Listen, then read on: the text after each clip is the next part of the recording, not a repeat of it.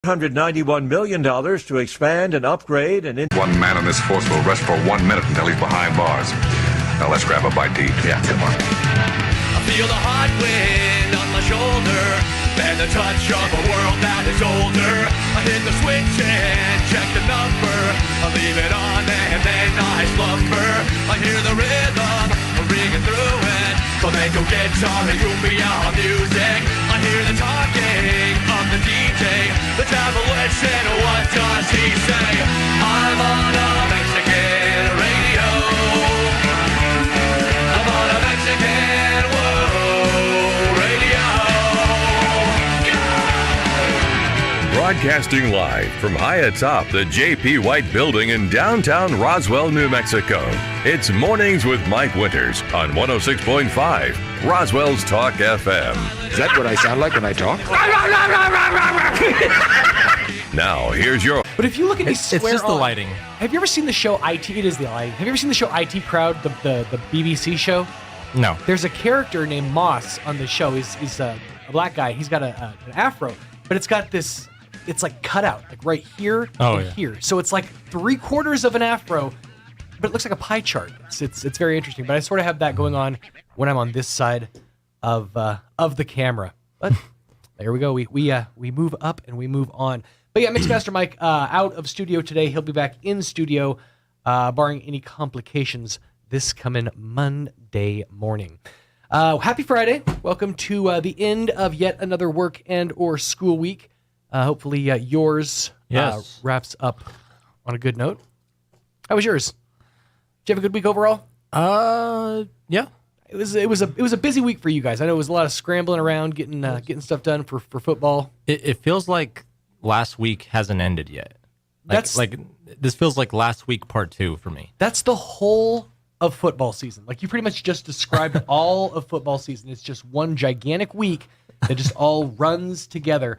And it's going to be doing that for quite some time. So buckle up, Buttercup, because, yeah, it's going to be that way. But, yes, happy Friday to you. Hopefully yours off to a fantastic start. A couple of reminders. It is a Football Friday, as per usual here in the Pecos Valley. Of course, that means lots of football action as I blow up Mike's screen to a place where I can read it. I just noticed this lip balm. Oh, yeah, the cat crap? It says cat crap flavored. Smell it. Oh, no. It smells like genuine cat crap. It doesn't. No, it doesn't. No, it doesn't. It's like vanilla. Thankfully. Yeah, it's like mint or something. It's just a label. But yes, Football Friday tonight. And in case you're not willing to travel out and about to be a part of this Football Friday, well, don't you worry, because we got you covered. We are Southeastern New Mexico's sports authority. The Artesia Bulldogs going to be heading up to Cleveland to take on... I can't remember the name of their mascot, but they're going to be taking on Cleveland, and that's going to be happening tonight, 6:30 pregame, kickoff at 7 o'clock. You can catch that game on our sister station, AM 990, and if you're in the Artesia area, 93.7 FM KSVP, also on KSVPTV.com. As for your your Roswell Coyotes and your Goddard Rockets, the Roswell Coyotes going to be here at the Wool Bowl taking on the Cavemen, and your Rockets back on the road, heading all the way up to the Great White North of Piedra Vista to Farmington to take on Piedra Vista. That's going to be happening. Those games, 6:45 pregame, kickoff at 7 o'clock. Now, the Goddard game, we're only going to have the audio of that game. We are going to be bringing that to you on our right here on 106.5, on our sister station, Fiero 106.1 FM for the Goddard game. But the audio-only broadcast will be heard, or can be heard, at KSVPTV.com as well, by clicking on the Goddard Rocket tab. Here on 106.5 Roswell's Talk FM, we'll have your Roswell Coyotes back home at the Wool Bowl, taking on the Cavemen of Carlsbad. Again, pregame 6:45, kickoff at 7 o'clock. That game right here on 106.5. And, of course, all those games across those three teams at KSVPTV.com. Don't forget the TV. No, don't forget the TV. You can go to KSVP.com. I think it's just going to give you a 404 not found. So. I just found out Miyamura is the Warriors, or Mayamura, as people like to. Yeah. Some people like to pronounce it. You know what? It's like one of those potato situations. I call it Mayamura. I heard people say Miyamura. I've heard a lot of emphasis put on the U, the era, but yeah, them. It's the is it the Golden Warriors? Not the Golden Warriors. No. The Desert Warriors, right? No, just the Warriors. Just the Warriors? Yeah. There was another team that's Desert Warriors. Yeah, I think it's Sanity. Desert Eagle Warriors. Sanity, yeah, the Desert Eagle Warriors. Sanity, I think, is the Desert Warriors. But regardless, your Football Friday, Sanity. Your Football Friday itch can be scratched right here at ksbptv.com. Let me give you the rundown for today's show. I'm going to replay a couple of interviews that Mike had earlier this week. Starting here in the 7 o'clock hour here in just a few minutes, we're going to replay the interview that Mike had yesterday with Miss Terry Delgado from the New Mexico Senior Olympics. They've got a big event coming up. They want to invite each and every one of you out for. It's going to be happening out at the, let me find my information here. It's the Senior Olympics Falls Prevention Awareness Week that's happening at the Roswell Recreation and Aquatic Center next Tuesday, September 20th from 9 a.m. to 2 p.m. The event's absolutely free. It's open to seniors 50 plus, and it's going to have topics to help with balance, flexibility, strength training, health screenings to include free flu shots, free sack lunches to the first 40 people. The day is also going to include health education, mini workshops on foot and orthopedic care, fun sport demonstrations of pickleball, badminton, cornhole, and dance lessons. There's no pre-registration required. If you want more info, call 623-5777. But Miss Terry and Mixmaster Mike batted that around. We'll play that coming up here in the 7 o'clock hour. Coming up in the 8 o'clock hour, we actually made a bit of a mistake. And this is mostly because Mike doesn't write things down. But we're a bit double booked for your 8 o'clock hour. So we'll be sitting down, chatting with Mr. Kevin Everett from the Goddard High School Band Boosters. They've got a lot of money they've got to raise for marching season, for contest season, and for the overall season, or the overall rest of the school year. So we'll be chatting about some ways that you can help out the Goddard Band Boosters with some events coming up this weekend. Plus, County Manager Bill Williams going to be joining us a little later on in the 8 o'clock hour. Be chatting about all the things happening in the county and on the county level. Then coming up in the 9 o'clock hour, we're going to replay the interview that Mike had with the Roswell High Band Boosters as they've got fundraising and things happening as well. So we'll do a little dueling band action on this here Friday morning just to get the band's little love, equal opportunity love, as they say. And plus, of course, all your hourly features this hour, which includes your Kim Commando update, your Sean Hannity update, Town Hall business news, and anything else that comes our way. I got to tell you, yesterday I was basically like walking around like a car crash victim. I have a friend who was in a bad car accident just a few days ago. I don't know if it's sympathy pains or what, but I couldn't walk yesterday. I was walking around like an old man. Today, I still have a lot of tenderness. I can walk, but it's nigh uncomfortable. So yeah, it's slowly but surely healing. I've reached that age where I can just throw my back out by just sleeping. Yeah, I slept my way to my back going out. So that was just awesome. But feeling a little better and a little more spry today. So hopefully that will continue. Got to say big thanks and give some love to the fine folks at McDonald's. Because McDonald's, and by the way, if you could do me a favor, just slide, I know you're not in the shop, but just slide that cup out of my view. Well, I was going to say. No. Don't you dare say their name. You slide that cup out of view. Well, no, I was actually going to take this opportunity to throw some shade. Oh, okay. At a place that we shall not mention. Oh. Don't. I can't even say the name? Don't say their name. Don't give them free love. Oh, okay. We'll just say a relatively close in proximity to the fine folks at McDonald's coffee chain.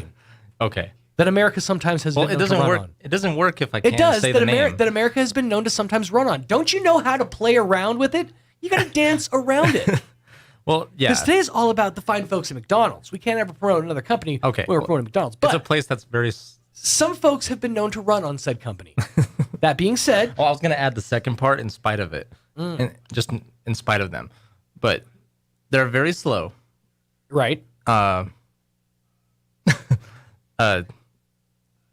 It's okay. And honestly, and subpar product. They had 5 people there. I was the only one in line, and they still pulled me forward. Really? They still pulled me forward. Wow.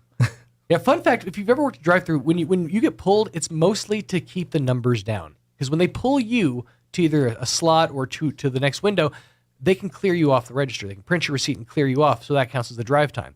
A lot of times, different stores within a region will compete for the best drive times, and that's one way that stores keep their drive times significantly lower. So they pulled you. I would just be the only person there. But it's like you can still serve it, and Like, there's no one else here, you know? That being said, the fine folks at McDonald's, you could have I've seen that line, both lines, out the parking lot, and I'm done and through that line in 5 minutes. It's amazing. The service there is second to none. McDonald's got you covered for breakfast, hot and ready. Of course, they provide us with delicious breakfast treats each and every Friday morning. Stop by any of the 3 locations here in Roswell and download the app. You are doing yourself a disservice if you don't have that app. In fact, this Wednesday, they debuted something brand new to the menu, and if you had the app, you had early access to it on Monday and Tuesday. I'm talking about the Cheese Danish. See, this thing was a staple product of the 80s in McDonald's, and yeah, they brought it back. I didn't know it was a thing. Yeah, sure. I didn't know it was a thing, but yeah, they brought it back, and now you can get your hands on your very own Cheese Danish from the fine folks at McDonald's. Stop by any of the 3 locations. As I said, they've got 3 locations right here to serve you. If you're in Artesia or the Carlsbad area, they've got locations there to serve you as well. And definitely download that app, because if you don't, you're missing out on rewards, discounts, and savings. It really does pay for itself almost immediately. Excellent. All right, so I had young Roybert procure some of the aforementioned Cheese Danishes. Now, these were huge in the 80s. For some reason, they took them off the menu, and now brought them back. Now, I am a fan of a Cheese Danish. The only problem is Cheese Danish tends to not be cheesy enough, for my liking at least. So this is my first. I'm gonna open this. This is the first Cheese Danish ever? I think so. Okay. I'm gonna open it up and get you a little camera action here. Get the shot there. Just get crumbs all over the. Do that thing that all the YouTubers do where they block the thing. Yeah, it does look indeed cheesy enough. There's plenty of cheese in there. All right. Without further ado, shall we dive on in? Oh, that's good. That's a good Danish. Do you taste cheese? It's not cheese like you're thinking of in the traditional sense. Okay. It's cream cheese. Oh, okay. That. Oh my God, that's so good. The problem I always have with cheese Danish is you can get a cheese Danish out of the vending machine here. Yeah. It's terrible. There's like a little thing of cheese like that much, and the rest of it is just dough. This falls apart. This is fantastic. It melts in your mouth. It doesn't fall apart, though. Daddy's going in for seconds. Oh, that's so good. It does a good job not crumbling. So, yeah, that is a win for the McDonald's So we research. don't get crumbs all over the server, Right. over the system. Clog the instruments. So that is a win for the McDonald's Research and Development Department. If you guys are looking to bring back other products from your menu. Sean's been pushing the McDLT for a long time now. No, the one I want to bring back, I like the McDLT. The one I really want to bring back, there was, when I worked there, it was like 03, 04. We got to go have an interview here pretty quick, but they had this product called the grilled chicken flatbread. Okay. It was just a flatbread sandwich, grilled chicken, and it had this like sauce they would put on it. It was so good. I used to get that every single break. Like when I go on break, because we get $5 Yeah. for your break, I would immediately go and get that flatbread. It was so good. But I digress. McDonald's, try the cheese Danish. It is outrageous. The Chicken Classic Club, for me personally, with the Swiss cheese, that was mine. I like it. I know the Swiss cheese is expensive, but you know what? Put the quality back in. Let's bring it back. But yeah, McDonald's, any of the 3 locations right here in Roswell, better serve you, the people. 20 minutes after 7 o'clock, going to pause, pay a couple of these bills, and after this, we'll get to our interview with Miss Terry Delgado from the New Mexico Senior Olympics on a morning without Mike Winters. Stay tuned. I'm meteorologist Steve Hamilton with your Pecos Valley weather. We've got a warm weekend coming up and dry air moving in from the north and west, and that'll be covering our state, so no rain expected this weekend. Lots of sunshine today, a little bit breezy during the afternoon, and we'll hit the mid-90s. Overnight looks clear, low 60s, and then about the same for Saturday, mid-90s, sunny and a little breezy, and then we'll stay in the mid-90s and fair Sunday. That's your latest forecast. I'm meteorologist Steve Hamilton. ENMU Roswell offers high school students the opportunity to get a head start on their college education journey into healthcare. Through the Allied Health Careers Pathway, high school learners can enroll in dual credit courses that introduce them to a wide range of careers that include emergency medical technician, paramedic, nursing, occupational therapy, respiratory therapy, medical assisting, phlebotomy, and nursing assistant. Start your healthcare career path at ENMU Roswell. Contact your high school counselor for more information. Amazing grace, how sweet the sound that saved a wretch like me. I once was lost, but now I'm found, was blind, but now I see. Those lyrics were written by a former slave captain who found God and dedicated the rest of his life to preaching the gospel. When peace like a river attendeth my way, when sorrow like sea billows roll, whatever my lot thou hast taught me to say, it is well with my soul. Those lyrics were written by a man as he sailed past the point where most of his family perished when their ship sank. A hymn of praise states this: O Lord my God, when I in awesome wonder consider all the worlds thy hands have made, I see the stars, I hear the rolling thunder, thy power throughout the universe displayed. Then sings my soul, my Savior God, to thee, how great thou art. The songs of the church tell of God's saving grace, but also give healing and peace during the most difficult of times. We gain encouragement and encourage others as we share the songs of faith and praise. Join us at the Country Club Road Church of Christ for worship at 10 a.m. on Sunday, located on the corner of Country Club and Washington in Roswell. Playing dance music can help ward off mosquitoes. Now you have a reason to invite Pitbull to your next pool party. Here's Mike Winters.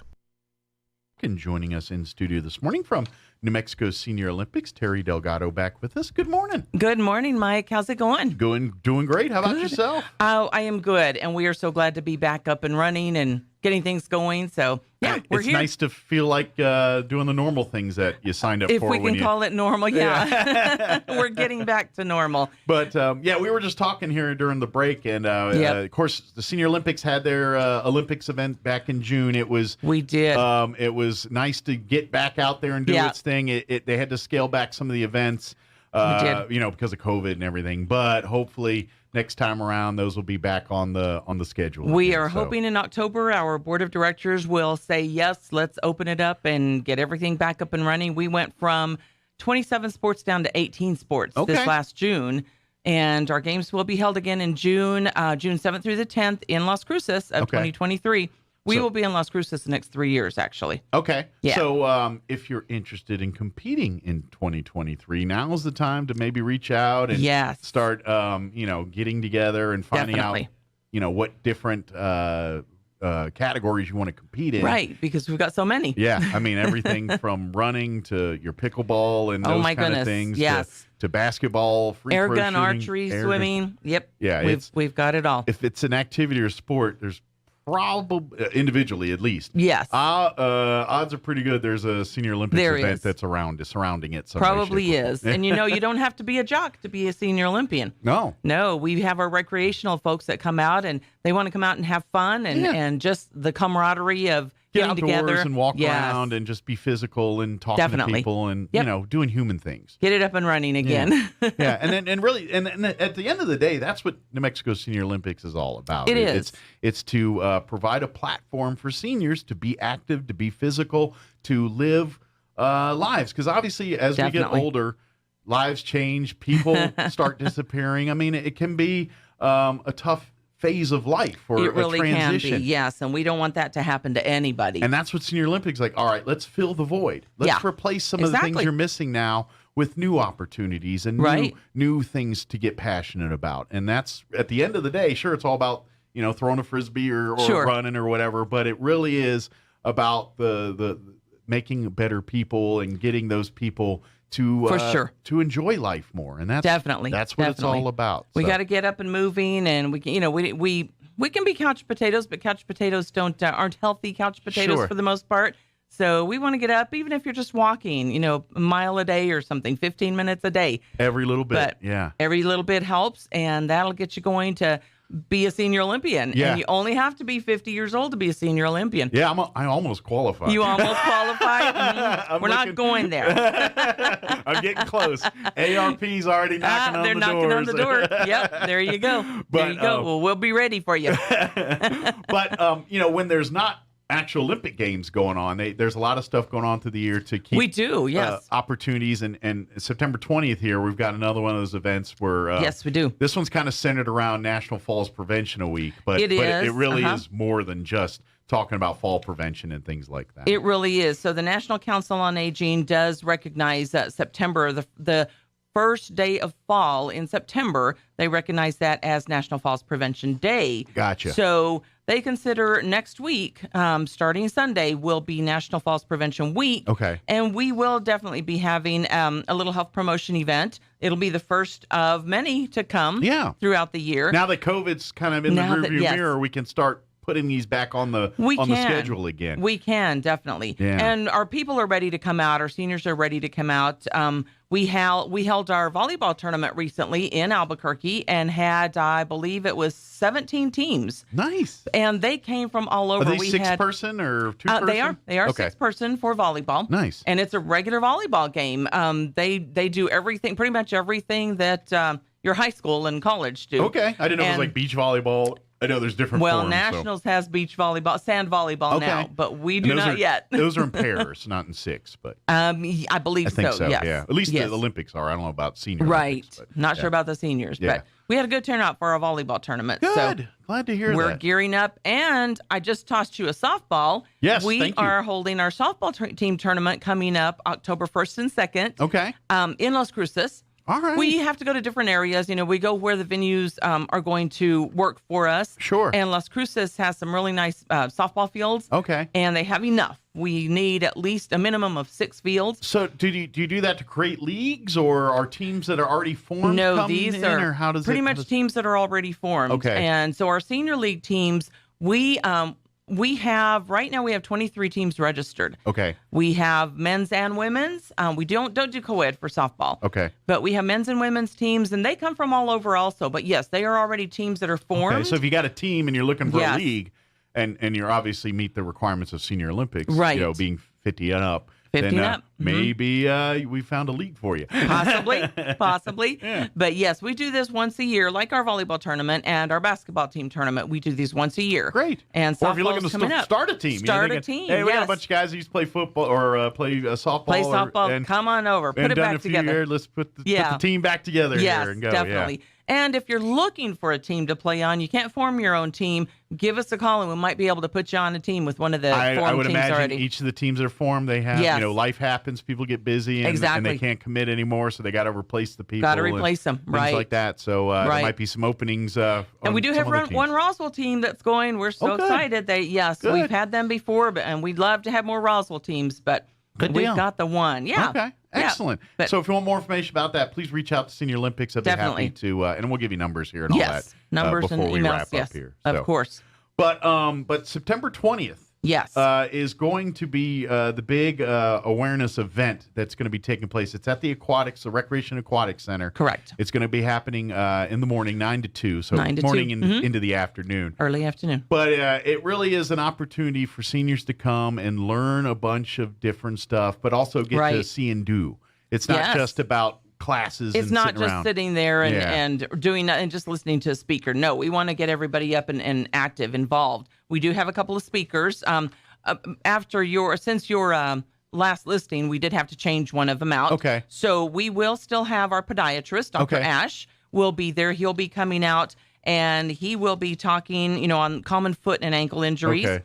And kind of help you out with, what you can do so you don't fall, so you're not falling. And I imagine you probably also get, not even with just fall, but like, diabetes things and some of the foot care stuff. He can help you with all that kind of thing. Yes, he can help you with that, definitely. And he is right here in Roswell. Yes. Yes. And we're also going to have the Eastern New Mexico University Roswell campus occupational therapy assistance program. Okay. That will be out there. They will be doing our 9 o'clock session. And they're going to give you lots of tips and pointers on, what you can do if you do fall or, kind of help you out with those things. Gotcha. Even maybe a little bit of like the rehab things to kind of keep the injuries from prolonging and things like that. So we have a wonderful program coming up for Tuesday, and I hope everybody comes out. We hope to get a lot of people out, a lot of our seniors out, because it is packed with just good speakers and things to do. And it's very affordable. It is. It's very affordable. It's free. That's the kind of affordable item we people love like. that. Yes. We want to get our seniors out. We really want to help them, in their daily lives. So we're not going to charge them anything. Yeah. This is all for you to learn and to. What we're hoping is you come out and then you get bit by a bug and you get interested in something, and next thing you know, you're signing up. That's right. On a team, or you're. Definitely. Maybe, or at very least, getting appointments with some of our specialists, and, and maybe doing follow-on with whatever issues you have. Of course, so, exactly, yes. And that's what we're shooting for. We want you to be able to utilize our speakers that are coming out, and we will have a sign-up form for Senior Olympics. If you want more information, we're going to get that sign-up form. So if you want to learn about being an Olympian in 2023 in cruises, come out here on the 20th. Yes. And come out and learn some stuff, but then reach out to about, finding out what opportunities and things. And we'll tell you the website and all if you want to, over the weekend, kind of check it out and see all the different events and things and what you could potentially compete in. Exactly. We'll tell you all that here in a little bit.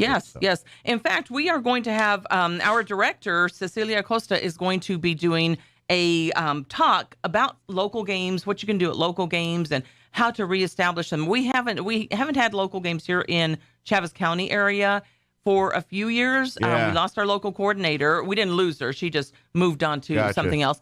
But we hosted the state game. We sure did. What was that, about 4 or 5 years ago? It was 3, 4, 5, at least 6 years ago. I'm so bad at count time. Back from COVID. Because COVID's throwing a wrench, and I'm like, it was just like last year. No, that was like 5 years ago. Seems like last year. Yes, but we were here for 3 years, and it was great. We had games here in Roswell, and had great support from the Roswell people and all our venues, the Institute, the city of Roswell. Everybody was awesome. There was almost every inch of town. Just about was utilized for Senior Olympics in some way, shape, or form. During that time. We sure did. Yeah, we were all over, and maybe someday we'll it. see it all coming back again here. Well, we hope so. At least, but for the next 3 years, at least, 3 years, cruises will be our home for the which. It's now you get an excuse to go travel and try all the restaurants. And there you go. They've got in cruises, That's right. Hit all those get you places. up and moving. Yeah, exactly. So get you up and moving. Yes, but our day, like I say, is going to be filled with lots of activities. Again, the OTA program. We're going to have pickleball. We'll have a line dance demonstration. Oh, cool. Okay. By one of our own athletes, Hope McKinley. Okay. Hope also has. She will be doing her classes. Her workshops will be at the Adult Center also. Oh, great. She does those. I don't have the dates for those, so but if you she will have a get your handout. beak wet this week, then you can come and take her classes. Regular classes at the Adult Definitely. Center. Yeah. Yep. Cool. Exactly. Good deal. And I love the demonstrations you're going to be doing a little later too, with the pickleball and all that kind of stuff. That you can see some of the actual sports that are competing. You sure can. But you also understand, like, I know pickleball. I just know from my in-laws' experience. That's serious business for it is. for the competitors of pickleball. It really is. They have a lot of fun and everything too. Right. But I remember going to like a little pickleball. It wasn't a tournament. It was basically just some people playing in a neighborhood there. Right. And I kind of hung out and just and I remember I made a couple just jokes, not like disparaging jokes, just like just a pickleball. Just I don't even remember what it was. Something really vanilla and but everyone looked at me like it was like the record player stop, like when you walk in a bar, and everyone's like, "What?" I made that joke, and I was like, "Sorry, I didn't know. I wasn't supposed to joke about pickleball." Pickleball is serious business. It is serious business, definitely. Yep. It is crazy. It is such a big sport. It's grown so much. It's kind of a cross between badminton and table tennis. Yeah.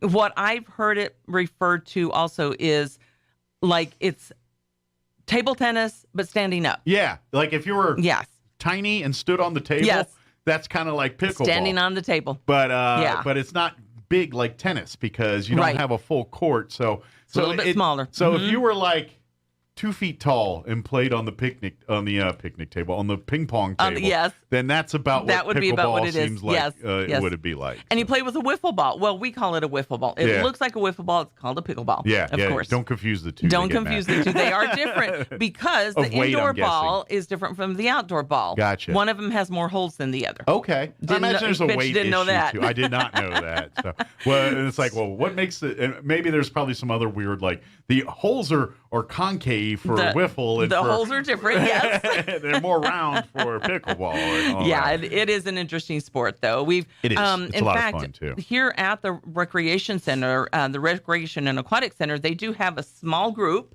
that is playing. Okay. They have 2 courts that are lined for, I believe it's 2 courts that are lined for pickleball. Okay. And they would love to have people come out. I believe their group is under 10 right now. Okay. And it's a good physical sport where it's not a lot of running because, let's face it, you're not on a huge tennis court. Correct. But as far as reaction time, speed, and all of that, it's right there. So if you crave that, you're not ready to go run on a football field because of physical but you want something that's a little more fast-paced, pickleball is definitely your cup of tea, I think. It is. Like shuffleboard and those are a little bit more slower conversational type activities. Pickleball is a little more in your face. We're playing. It can be, yes. And so many people are going from they're not playing badminton or tennis anymore, and they're saying, the tennis, it's harder on their knees, but the pickleball is what they're going to. So it's kind of interesting. Because of less probably running around. It's a little bit less, yes. And especially when you have a partner, then of course you're not running around as much. That makes sense. Is a little bit I bet smaller. a lot of badminton tennis players that are kind of, I'm too old to be running around that now. They take a pickleball or handball or something that is a smaller court for them It's a little bit smaller. It's not much smaller, but it is a little bit smaller. Yeah. So it is interesting. And the gentleman that we've got coming out to do our pickleball and our badminton clinic is our own coach, Jack Batson. Oh, cool. Jack's been around for many, many years. He is retired, but he knows both of those sports, and he's done many clinics for us. So he is very versed in the rules and where you're supposed to stand with both of those. Proper protocols. Proper protocol, exactly. Keep him getting yelled at by the other players. Yeah, that's right. The etiquette. That's right. Yeah, you got to keep it toned down a bit. Yeah. Yeah, so he will be out there. We are doing some water aerobics. Good. And we have the instructors from the Aquatic Center that will be doing those. That will be at 10 o'clock and at 1 o'clock. Okay. And I imagine once you go through that and stuff and you want to learn about taking their regular classes, they can give you all that information. So, they will have all that information there. Because that's something I want to stress here is these demonstrations and things, they're designed for you to, to introduce you to them. But to get the benefit, you got to do it more than once. Keep it going. Then you do on September 20th. You got to go back and keep doing these That's things. right. So. And the Roswell Recreation and Aquatic Center is the perfect place to do Absolutely. this. So it's really kind of like, hey, let me show you these. Oh, by the way, you can come down the hall here and do them when we're not doing this. So. And I have to give a plug for that center. It is just awesome. If you've never been there, you have to go. You've got to go and check it out. It's really fantastic. They even have a weight room. Yeah, get you a pass. Yes. And there's so many times where people go and work out, whether it's the weight room or any of that stuff, and you've got this whole state-of-the-art gym, and it's just you and one other person, or maybe just you. Right. So, take advantage of it, definitely. But their aquatics, their swimming pool is just awesome. It really is. They've got the indoor, and then they've got the outdoor. Although I'm not sure what they call it. It should be. I'm sure the outdoor will be closing down. With Labor Day past now. And I know splash pads are all closing down. But but lap swimming and all the stuff indoor, that continues all year round. It will. So, yes. Yeah. And I understand it's a nice heated pool. I'm sorry to say I'm not a swimmer myself. Our sales manager Thomas, he swims regularly out there. And loves going out there and swimming laps. And I understand they have pretty good showing out there. And depends on what time of day you show up out there. True. It might get a little competitive too. I know some of those people like I swam in college. I can beat my time and all that. Yeah, yeah. Just watch out. Just watch out. Yeah. One thing we are going to be it's going to be a little different on Tuesday. We're having billiards. Okay. 8-ball pool. Okay. But it will be over at the Roswell Adult Center. Okay. And that's over on I imagine North that's Missouri. where the billiard tables are. That's where the tables are. Yes.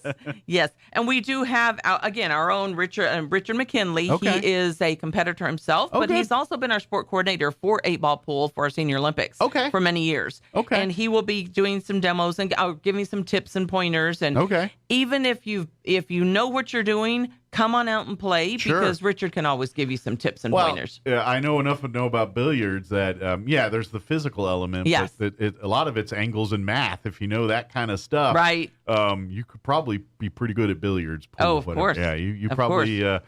because it's all about angles and playing that stuff, and it's a thinking person's game. It definitely is. So, right. yeah. And you get to see our brand new 8-ball pool balls. Oh, We've nice. got balls, the balls with our logos on. Cool. They're really Specialized. cool. Nice. So they're really nice. We love them. Good deal. Take care of them, please. Yes, take care of them. That's for sure. Yeah.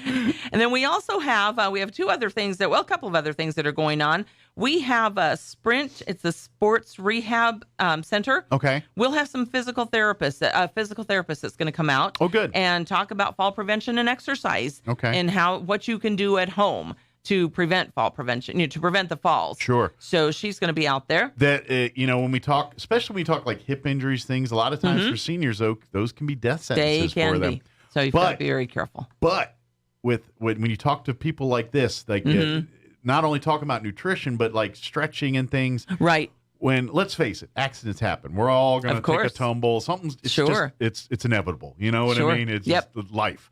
But if you're doing the stretching, if you're, doing the nutrition, the things that you're supposed to be doing. Exactly. There you go. The long-term effects from those falls are very minimal. Yes, they are. I've shared this story a couple times. But my grandmother, when she was in her 70s, she fell down the steps and broke her hip. Ouch. And she was late 70s, like 78, 77 time frame. Right. My grandmother drank milk like every meal, she was just a constant milk drinker. Wow. And literally, she had a full recovery at 78 from a hip. Wow. She ended up dying a couple years later for something different. Sure. But she didn't have the brittle bones. Yeah, she moved. She had the calcium. Shortly after the cast, all the things they did, the healthcare side. Right. I would say within months after all of that, she was walking and moving. Right.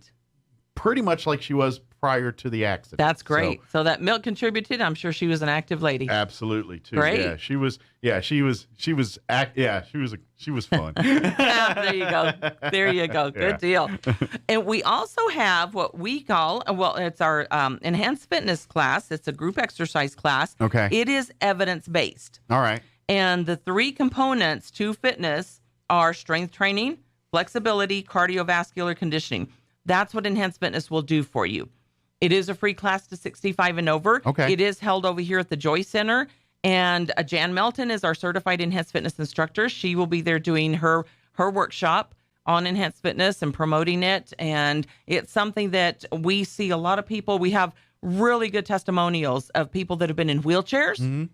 They take this class. 6 weeks later, they're up and walking. Wow. They're exercising out of their wheelchairs. Good for them. They've lost weight. So lots of testimonials that enhanced fitness works. Absolutely. And again, it is evidence-based. So what they'll do is they'll take talk to you about, take all your information as far as what you can do, how many sits to stands you can do, how much weight you can lift when you first start. Then they'll do that again, I believe it's in 6 weeks, and see how far you've progressed. Sure. And it is really an interesting class, and it's a great class. And just me personally, in my own life experiences and learning and things, I've learned that, when we talk about these kinds of classes and things, it's, when we talk about getting in shape and it's not the physical side that's really the limitation. It's the mental side. The a mind. lot of it is, yes. It's because you think you got to go work out and you've got to bust out 37 push-ups or whatever it is. And you're like, no. Nope. Being physical for you is different than being physical for, say, an NFL athlete. Right. So what we're trying to get you to do is, no, you don't have to go out and do a killer workout every time you do something physical. We're just saying be active. Go walking. Right. Instead of taking the elevator, take the steps. Take the steps. You had a crazy meal? Okay, let's take a walk afterwards or do something physical to counterbalance just get some something of that. going. Okay, you want to start jogging or doing push-ups? Great. You don't have to do 30. Let's do 1 and see how we go start there. Out, of course. And do it from there. And you know what? Maybe in a couple months you're going to be doing 20 then you'll or be so. up to however many. But sure. It's no different than you walking into a room and they said, oh, here's the nuclear codes. Figure out how to solve this. And you have no knowledge of doing that. You're not going to do it. It's the same concept. So it really is. So when we come to these, it's all about mindset and saying, no. Don't put the thing out. I'm too old now. I can't get out of that wheelchair. And I'm too late. That's not at all. You can do it. It's baby steps. Let's start today by, hey, let's hold off on eating that bigger portion, or hey, when we're done, let's go ahead and do some stretches. Right. That's and it starts from there. Have your ice cream, but go have a walk afterwards. Exactly. So I think a lot of us in our head thinking we got to turn it around overnight. Right. And that's you're not going to fail happen. if you do it. That's not going to happen. Have that mindset. And the other thing that we like to talk about is with our enhanced fitness, with any exercise that you have fun at it. Mm-hmm. Enhanced fitness, it's not dancing. Yeah. But it's moving and it's to music, and the music that they have it's just awesome. Sure. So you have fun. You don't just go out there thinking, oh, I'm going to go out and work hard and I'm going to be sweaty and stinky. And no, you're going to go out there and have fun, and you're going to And that helps with the motivation side. It really does. Is the social, because it does really help. I mean, I'm not saying you need to like go over and be like some kind of authoritarian figure, but no, right. But when you have a friend say, hey, you going to Pilates class or whatever it is you're going to do today. Right. And if you were by yourself doing it, you're like, I don't feel like it today. I'm going to go. But when that person calls, all right, pick me up here in 5 minutes. Right. You know what I mean? And it's always great to go with a buddy. Yeah. Go with a buddy. Because once you get there, you're having fun. Of course. It's just that mental crossing the threshold and committing to doing it. It really is. Yeah. It really is. And that time will go by, that 45 minutes to an hour will go by so fast. Yeah, absolutely. Yeah. So even that really, 15-minute walk. Look at the 20th as one of these things. If you're like, I need to do all this, but grab some friends, come on. They're going to feed you. First 40 people get a free sack lunch. First 40 people get a free sack lunch. And so you're getting, and there's usually swag, like if you need flu shots, things like that. There's going to be health screenings for some of that stuff as well too. So it's not just coming and learning about physical fitness and fall. There's going to be something prevention. for everybody. There really is. And I'm glad you mentioned the health screenings. We do have the wellness assessments that are going to be provided by La Casa Family Health Center. They're going to come out and do blood pressure, blood sugars, and BMIs. Okay. The flu shots and Omicron boosters are going to be done by Albertsons. They are coming all the way from Albuquerque. It's the Albertsons pharmacy that travels. They travel all over the state. Okay. So they're going to be doing if you haven't had your Omicron booster and you want it, it's going to be there on Tuesday. Very good. Flu shots, they're ready to get them going. We were just at the state fair in Albuquerque this past Monday, and they were doing flu shots already. So good. It's not too early. Tis the season. Tis the season. It is, yes. And the too early thing, don't worry about that. No. I know some people say, well, if I take it now, it means I'm going to have to get another one in March. No, that's not. That's not the case. That's exactly. Not accurate. Yeah. And then we also have Miracle Ear that's going to come out and do some free hearing screening. So if people want to either improve or establish some hearing. Establish what they're where they're like at with their hearing. Yeah. Definitely. My wife has hearing aids and things. Pro tip. And I've heard after going to one of her hearing appointments, I learned this and saying, the more you take care of your hearing aids, the better they will work for you. Oh, okay. Just a pro tip, because I know they go in your ears and they get wax, and if you just keep plugging them in and out every day, they're going to get gunked up in there. So please, you're going to be so much happier if you do your maintenance on your hearing aids and things. Oh, of course, keeping them clean and keeping them and obviously. Keeping with your checkups and all that good stuff. Right. They do servicing on them too a lot of They times. sure do. But, they sure do. But sure a lot easier when you kind of do the minor cleaning yourself too. And they're going to be able to help you with all of that and let you know what to do for that. Definitely. Yeah, but it does impede hearing, so please remember that stuff. So. Good point. Yeah. Good point. Thank you for that. One other thing that we are going to be doing is Tai Chi. Okay. For arthritis and fall prevention. Okay. We have Marisalena. Her name is a little hard to say. Marisalena. We've had her on the show. Have you? Oh, awesome. Well, she sounds wonderful. I haven't met her yet, but I understand she has a class over at the Salvation Army. It's all about Tai Chi for health. Yes. You're not learning Tai Chi to be the next Karate Kid. That's not the point of this. No, not at all. This is not that at all. This is all about movement, stretching, and using these techniques to allow things like blood circulation, all of that kind of things to enhance it. So yes, it's Tai Chi. It's a martial art, but you're not wearing gis and doing crane kicks like the Karate Kid. You can wear your tennis shoes or be barefoot if you want. It's like stretching and movements, and think of it as more of an ancient yoga, like, there you go. Where martial arts, it's about mind, body, spirit. It's focusing on that side like a yoga would do, as opposed to karate or some of the martial arts. Per se. Yeah. And if you've never done Tai Chi, and you just see it, it's like, some people think, oh, that's boring. How can that help? Yeah. Well, she's going to tell you, Mariselena is going to tell you how Tai Chi is going to be able to help with your sleep habits. Yeah. You have trouble sleeping, Tai Chi can help. Yeah. The pain that you have, it can help. There's different ways, different things that they can do. If you have arthritis, she can help. These are all fall options prevention that work along with your medicines. Like if you're prescribed medicines for these things, this might be an added level of that to give you, like your arthritis and things like that. Some of these movements and stretches and things will keep some of that at bay. So when you're working with your doctor on treating it, adding this into the fold will definitely probably give you more better days of less pain and things because of it. And it could be something that eventually you could kind of wean yourself off of some of those meds or kind of tone them down Scale a bit. Them back. Scale them back. Absolutely. So that's what Tai Chi is all about. Yes. It's about kind of your mind and body working in concert for better health. Right. That's it. That's kind of the concept behind it all. And it's through movement and stretching. It is. And kind of, it's not just you sitting in a room doing slow motion stretches. Right. It's you're really thinking and concentrating on executing those moves. And it's basically shutting out the world, and it's just you and your body focusing on doing these things. Not really forgetting about what the kids are doing, what the grandkids are doing, what you got to do after work today. This is your time to it's you focus. Doing that. And when you get in that zone, so to speak, it really does benefits for you body. Yes. So, Yes.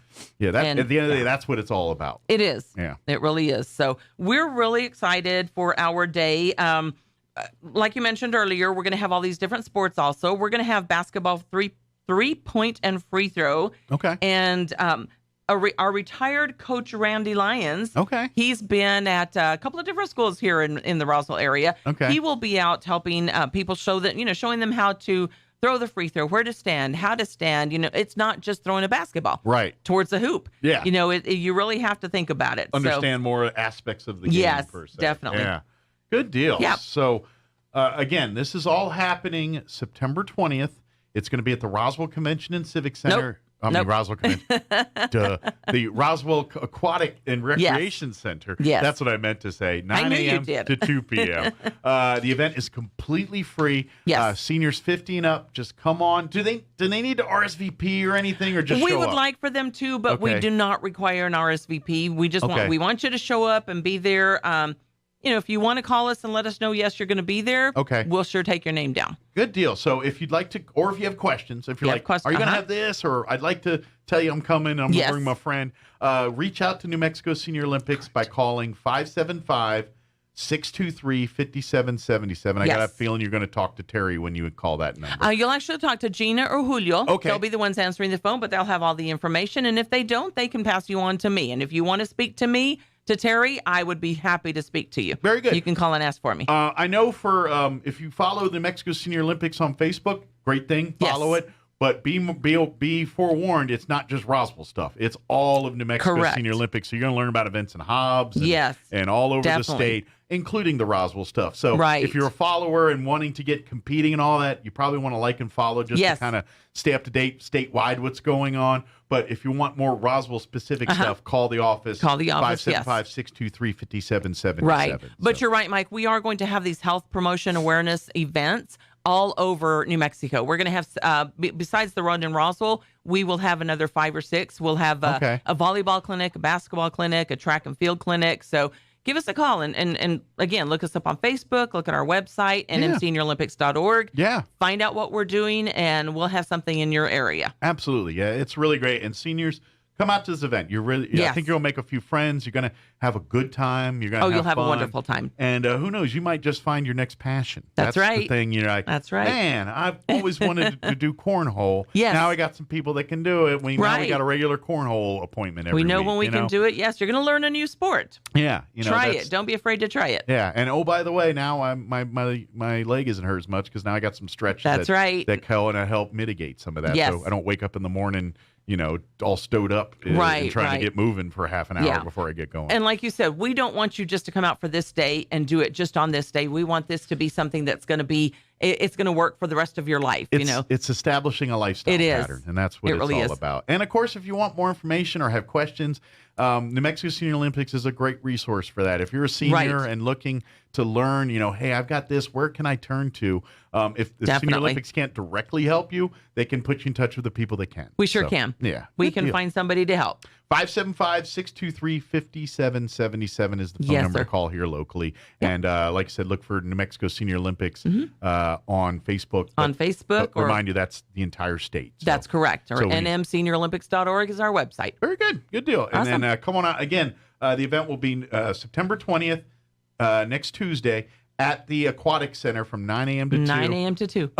Is it a good idea to be there right at 9? Or nope, you want to be there early. We want you there a little bit early. Okay. We're going to have a little opening session at 8:45. Okay. Just to kind of welcome everybody and get you to your different places. Because there are going to be concurrent workshops. Okay. At least 2 or 3 each hour. So get there early. If someone's got an early appointment, can't make it till 10, can they still come out? That's fine. They can still come out. They can come out anytime during the day, of course. So if you got other engagements or appointments and things, doctor's appointment or a lunch date or whatever it is, anytime between 10 and 2 or 9 and 2, you can come out. Come on out. And we'd love to have you. Just love come on down. to have you. Yes, definitely. But get there come on over.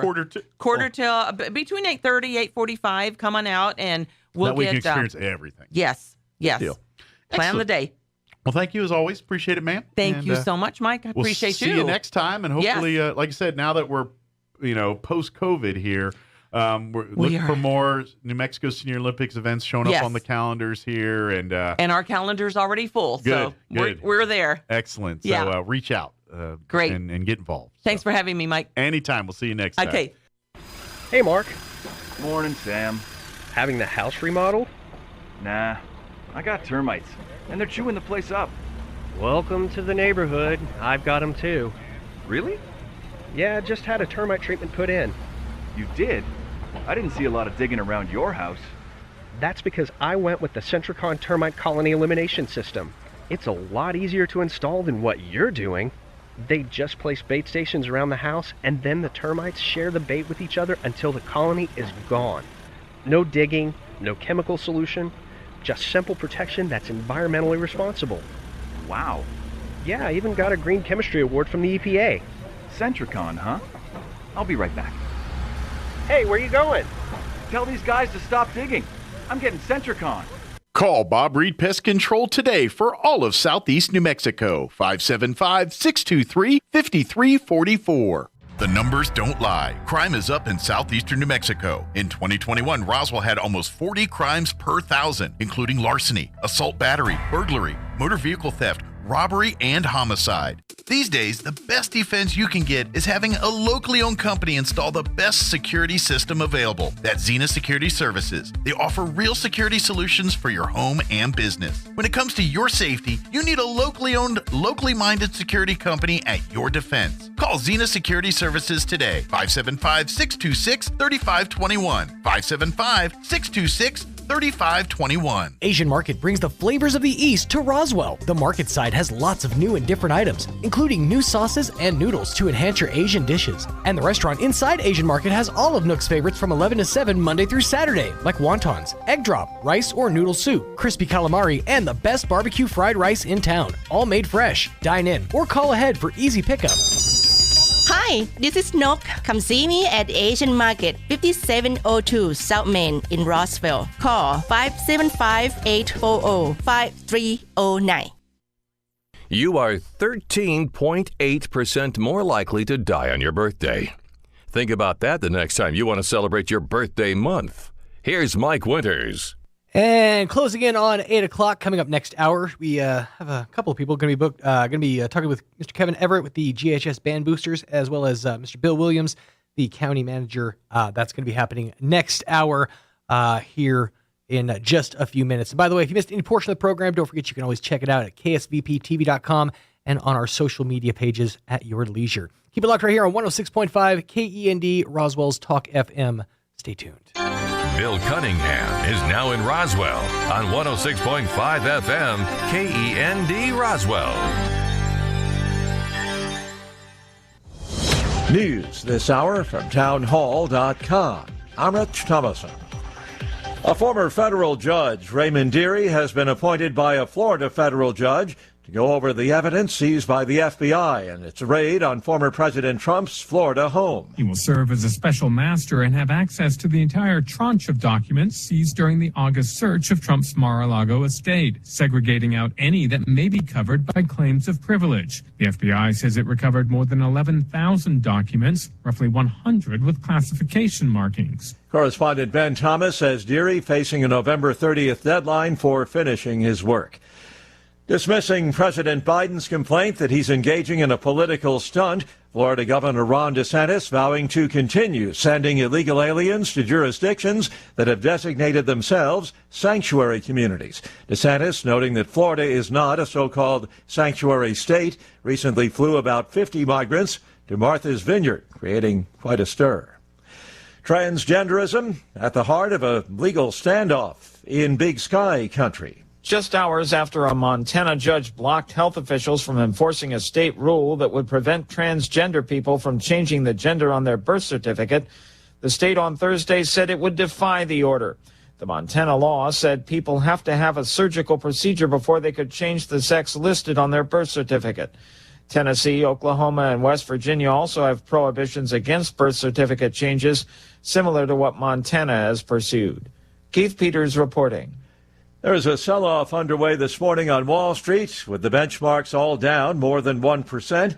Right now, the Dow is off about 340 points, while the NASDAQ Composite Index trading 229 points in the red, and the S&P is down 63 points. More on these stories at townhall.com. Hey, I'm Andy. If you don't know me, it's probably because I'm not famous. But I did start a men's grooming company called Harry's. The idea for Harry's came out of a frustrating experience I had buying razor blades. Most brands were overpriced, overdesigned, and out of touch. At Harry's, our approach is simple. Here's our secret. We make sharp, durable blades and sell them at honest prices for as low as $2 each. We care about quality so much that we do some crazy things, like buy a world-class German blade factory. Obsessing over every detail means we're confident in offering a 100% quality guarantee. Millions of guys have already made the switch to Harry's. So thank you if you're one of them. And if you're not, we hope you give us a try with this special offer.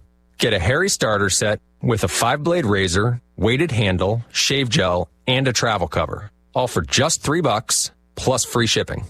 Just go to harrys.com and enter 3388 at checkout. That's harrys.com, code 3388. Enjoy. French air traffic controllers have gone on strike, the walkout resulting in hundreds of flight cancellations, affecting tens of thousands of travelers. This industrial action is among a series of strikes which have disrupted air travel in Europe in recent months. The CNCTA Air Traffic Control Union has called for wage increases and a guarantee of more recruitment. Many services which fly over France are affected, as well as those departing from or arriving in the country. Air France said that following a request from the French Civil Aviation Authority, it would cut more than half of its short-haul services. The BBC's Katie Austin. Mexican authorities have arrested a retired general and 3 other members of the Army in connection with the disappearance of 43 students in southern Mexico back in 2014. Presumed to have been killed, the bodies of the kidnapped victims have never been recovered. News and analysis, townhall.com. Ford has unveiled its latest model of an iconic American sports car. There's a lot of power under that hood. This is the 7th generation Mustang. Thanks for coming out to join the Stampede. Executive Chairman Bill Ford says with electric cars in the future, this may well be the last gas-powered version of the Mustang. Chief Engineer Ed Krenz goes under the hood. Let's get into the hardware. Starts with the V8, 5-liter, Gen 4, at 480-plus horsepower.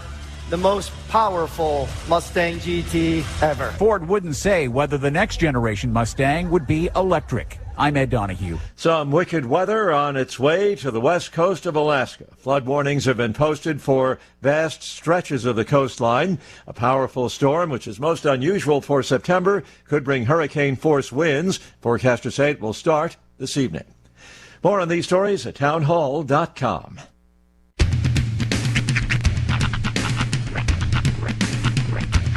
What in the wide, wide world of sports is going on here? I promise you, whatever scum did this, not one man in this force will rest for 1 minute until he's behind bars. Now let's grab a bite to eat. Yeah, come on. I feel the hot wind on my shoulder and the touch of a world that is older. I hit the switch and check the number. I leave it on and then I slumber. I hear the rhythm ringing through it. Flamenco guitar and cumbia music. I hear the talking of the DJ. The travel and what does he say? I'm on a Mexican radio. I'm on a Mexican radio. Broadcasting live from high atop the J.P. White Building in downtown Roswell, New Mexico. It's Mornings with Mike Winters on 106.5 Roswell's Talk FM. Is that what I sound like when I talk? Now, here's your host, Mike Winters. And good morning, one and all. 6 minutes after 8 o'clock, welcome to hour number 2. The deuce. Of the morning without Mike Winters on 106.5 Roswell's Talk FM. Happy Friday. I appreciate that you dragged it out. I tried. Stretch it out as long as I could. And you know what's funny? I call Mike out on it every single time. I checked. Now, just because I was dragging it out as much as I was, I still looked at the clock to make sure it was still 6 minutes after the hour. Yeah. It's, you know what, Mike, I renege my comments. Does it have to be? Yeah, well, the music and the news wraps up at exactly 5 minutes after the hour. The music ramp up takes exactly, we'll call it like, it starts at 5 minutes after, so it takes about a minute ramp. And then takes a moment. It's always 6 minutes and like 20 seconds after the hour when we kick the mics on. But welcome to a Friday morning without Mike Winters on 106.5 Roswell's Talk FM. Happy Friday. Mixmaster Mike out, heading to El Paso to hopefully for maybe one of the last times, or at least the last time for a while, get an update and get a final follow through on Ms. Kim. Let's see if she's ready to go back to the workplace and get back to things the way they ought to be and the way they, back to normalcy a little bit. Admittedly, this has been, it was tough for Kim because she was in school for like 2 days off the summer vacation, and then all hell broke loose. So it's like, I'm sure this, just to get back to some normalcy would be, is something she's really looking forward to. Yeah, absolutely. Back to the coal mines. Yeah, exactly. Back to the another day, another $1.05. Back to the construction site. Yeah. Sorry, go ahead. Yeah, no, absolutely. It's a hard hat area, which admittedly she should probably be wearing a hard hat for the next few weeks just to keep things safe. But happy Friday to you nonetheless. Mixmaster Mike back inside your radios coming up here in I feel like Monday. I should, for our watchers on video, explain.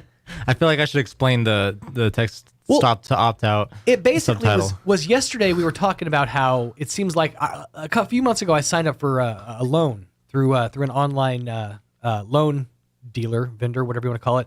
And ever since then, I've just been getting a barrage of text messages and emails and phone calls. Yeah. And it's always like personal. It's like, yesterday you and Mike were yeah, it's like, hey, Dr. Oz here to talk about certain candidates. And then it's at the end, it's always says, text stop to opt out. It's like, Dr. Phil, why would you tell me to text stop to opt out? That seems like an odd thing to put at the end of your message. Phil.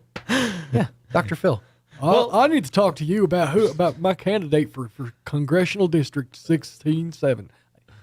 I would love to see who Dr. Phil's candidate who he backs. I mean, you better vote on election day, or I'm gonna send Maggie over to you. Tanner brought up a good point. They could just come to your house instead. Yeah, that'd be cool. Hi, Dr. Oz here. I'd like to take a second to talk to you about our Lord and Savior Jesus Christ. I'd still slam the door in his face. Sorry. Fun fact, and I know we have a jam-packed hour we got to get to, but did you know that Prince was a practicing Jehovah's Witness to the day he died? Like a door knocker. Could you imagine how surreal it would be on a Saturday morning? You're just getting up, sitting there with your bowl of Cocoa Puffs, watching like American Gladiators. You hear a knock at the door, and it's Prince and his entourage. I just imagine he's got like Morris Day and the rest of the time behind him. He's like, I just want to take a second to talk to you about our Lord and Savior, Jesus Christ. Yeah, I knew that. I had no idea until just the other day. I was like, really? That's because his music is not something you would think would be, approved by the governing bodies. But here's where we find ourselves.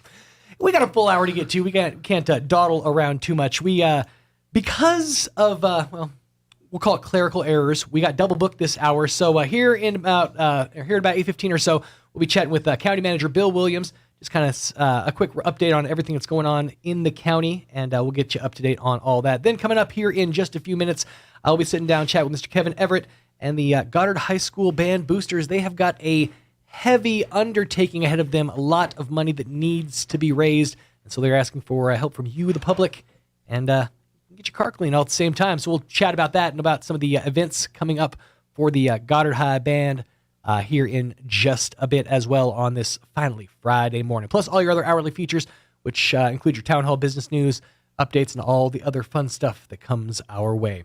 11 minutes after 8 o'clock, let's get you up to date with the weather. I'm meteorologist Steve Hamilton with your Pecos Valley weather. We've got a warm weekend coming up and dry air moving in from the north and west, and that'll be covering our state, so no rain expected this weekend. Lots of sunshine today, a little bit breezy during the afternoon, and we'll hit the mid-90s. Overnight looks clear, low 60s, and then about the same for Saturday, mid-90s, sunny and a little breezy, and then we'll stay in the mid-90s and fair Sunday. That's your latest forecast. I'm meteorologist Steve Hamilton. Thank you, Steve. Currently 60 degrees around Roswell Way, humidity about 78%, with winds out of the southwest at about 5 miles an hour. Looking for mostly sunny skies today. It's going to get back up to the mid-90s, 94 for the high today, winds out of the south 5 to 15 miles an hour. That's pretty much where we're going to stay for the rest of the weekend ahead as well. Mostly clear, dropping down to 64 for the overnight low. As I said, mid-90s and sunshine for the weekend ahead. Sunny and 95 for the high on Saturday. Sunny and 93 for the high on Sunday with winds, again, 5 to 15 miles an hour. The only real chance for any kind of weather comes middle of next week. We got mid to upper 90s, sunshine all the way through Wednesday, and that's when we get us a 20% chance of showers and thunderstorms. Sunny skies and a high of around 92 degrees. That 20% chance of rain will continue through your Thursday, keeping the temps in the low 90s for the back half of next work week.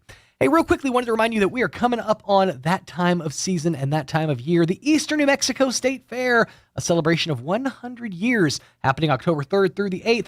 We also want to remind you that arts and crafts creations need to be turned in. The turn-in dates for the arts and crafts entries are September 23rd and 24th from 9 to 6 and the 25th from 1 to 6.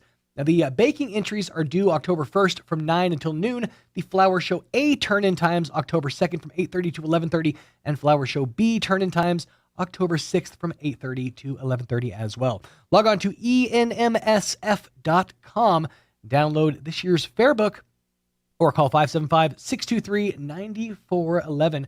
This info paid for, of course, by our friends, the City of Roswell Lodgers Tax Fund.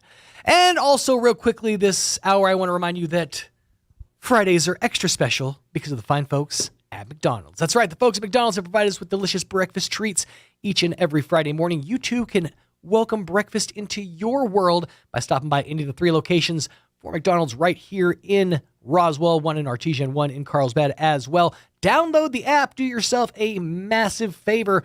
You get discounts, deals, and every dollar you spend gives you points towards lots and lots of free food. And all kinds of other cool merchandise and stuff happening in the app as well. You never know what's going down, but you will if you download that app and make it super easy to make it a Mickey D's kind of day. 14 minutes after 8 o'clock, going to pause, pay a couple of these bills, and after these, sitting down chatting with County Manager Bill Williams on a morning without Mike Winters. Stay tuned. Have you noticed the days are getting shorter? This is Jim Gill from Roswell Seed Company. I know it's kind of hard to tell, but we're on the downhill side of the year, so every day is a couple of minutes shorter than the one before, even though your plants need plenty of food and water to keep them healthy. Like those globe willows that are turning yellow. A good dose of the right fertilizer will make them bright green again. No matter what the problems you're having, we probably have a cure at Roswell Seed Company, but come see us soon, because winter's coming, you know. Make your home a smart home with smart home Wi-Fi from Plateau. Now you can connect more devices to fast, reliable Wi-Fi throughout your home. That means faster speeds with no downtime or lag. Enhance your connection, expand your reach, and experience whole home device control and protection with Plateau. Plateau offers true fiber with options starting as low as $60 a month, all with no caps and no hidden fees. Call today 575-755-1000 or stop by 1001 South Main in Roswell. Get smart home Wi-Fi today from Plateau. Tried, true, trusted.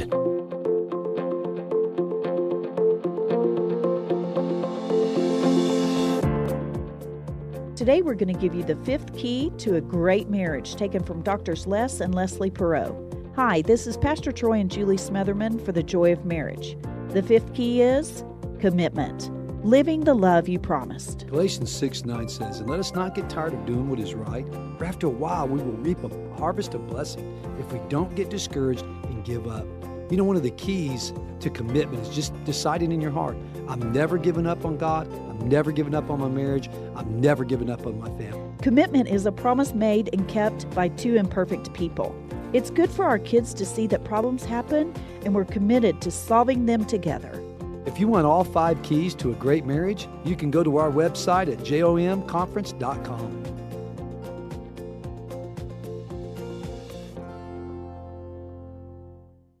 A Greek-Canadian man invented the Hawaiian pizza. His name was Tex Colorado, and he was from Detroit. Here's Mike Winters. And good morning, 16 minutes after 8 o'clock. Joining me in studio this morning, Mr. Bill Williams, County Manager. How are you doing this morning? I'm well. How are you, Sean? Well is not a word I would use to describe myself, but I'm hanging in there. I'm like, you know that old poster, the cat hanging on the wire? Hang in there, baby. Yeah. That's me, except for the problem is the poster was printed in 1987. And you've been hanging I'm just saying, that cat is has long since passed. I'm assuming. But we're getting into the busy season, obviously, for the county. People, gearing up for festival season. The Eastern Mexico State Fair is getting ready to get underway. It's a busy time around the city, a busy time for the county as well. Yeah. We had a pretty laid-back county commission meeting yesterday, though.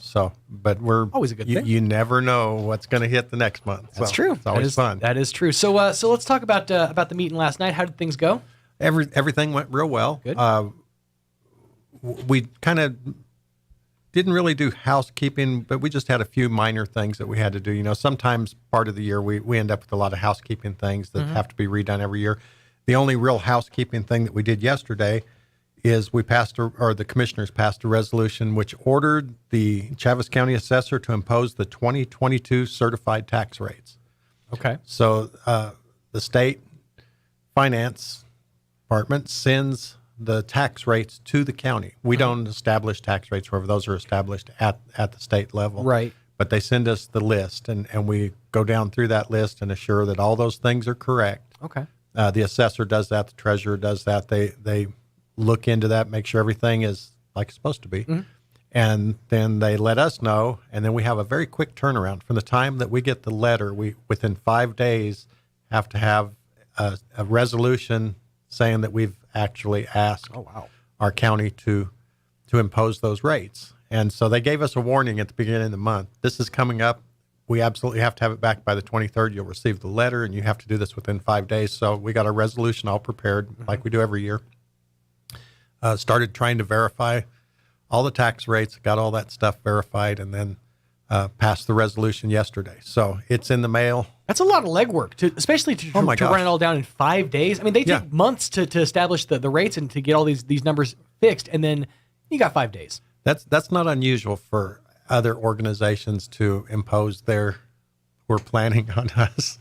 But anyway, we made it through there, and I guess it's been going that way for years. It's just a very short turnaround on that particular thing, and so we're always ready for it, and know that that's something we're going to do every September unless they change the rules. Right.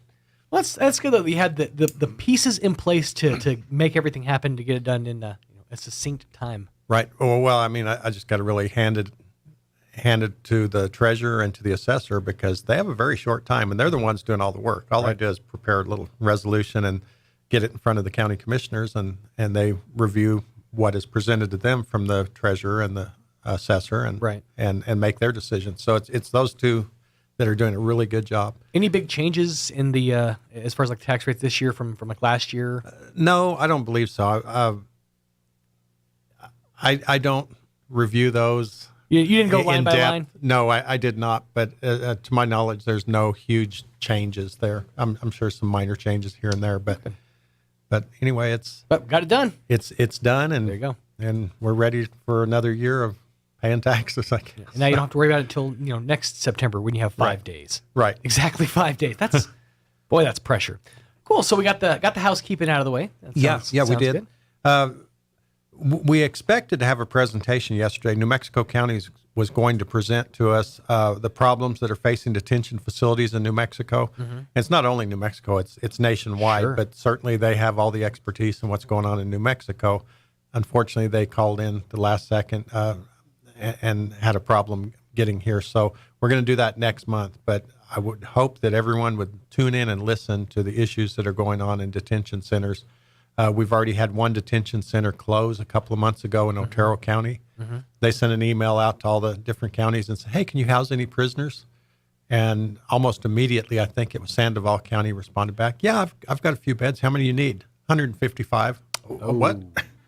And because of staffing issues that are statewide, can't get people to return to work or don't want a job in a lot of cases. And they had to actually close down their facility. A few weeks ago, we heard another county was on the verge of doing it. When they asked us if we could turn over any beds, we said no, because we could be in the same scenario very soon. And I mean, it's already it's in a position where inmates are basically on top of each other. You look at some of those pods and the pod setup. It's there's beds, but when there's not beds, folks are just crashing on floors. Well, Chaves County, we completed a $18 million renovation of our jail just a few years ago. So we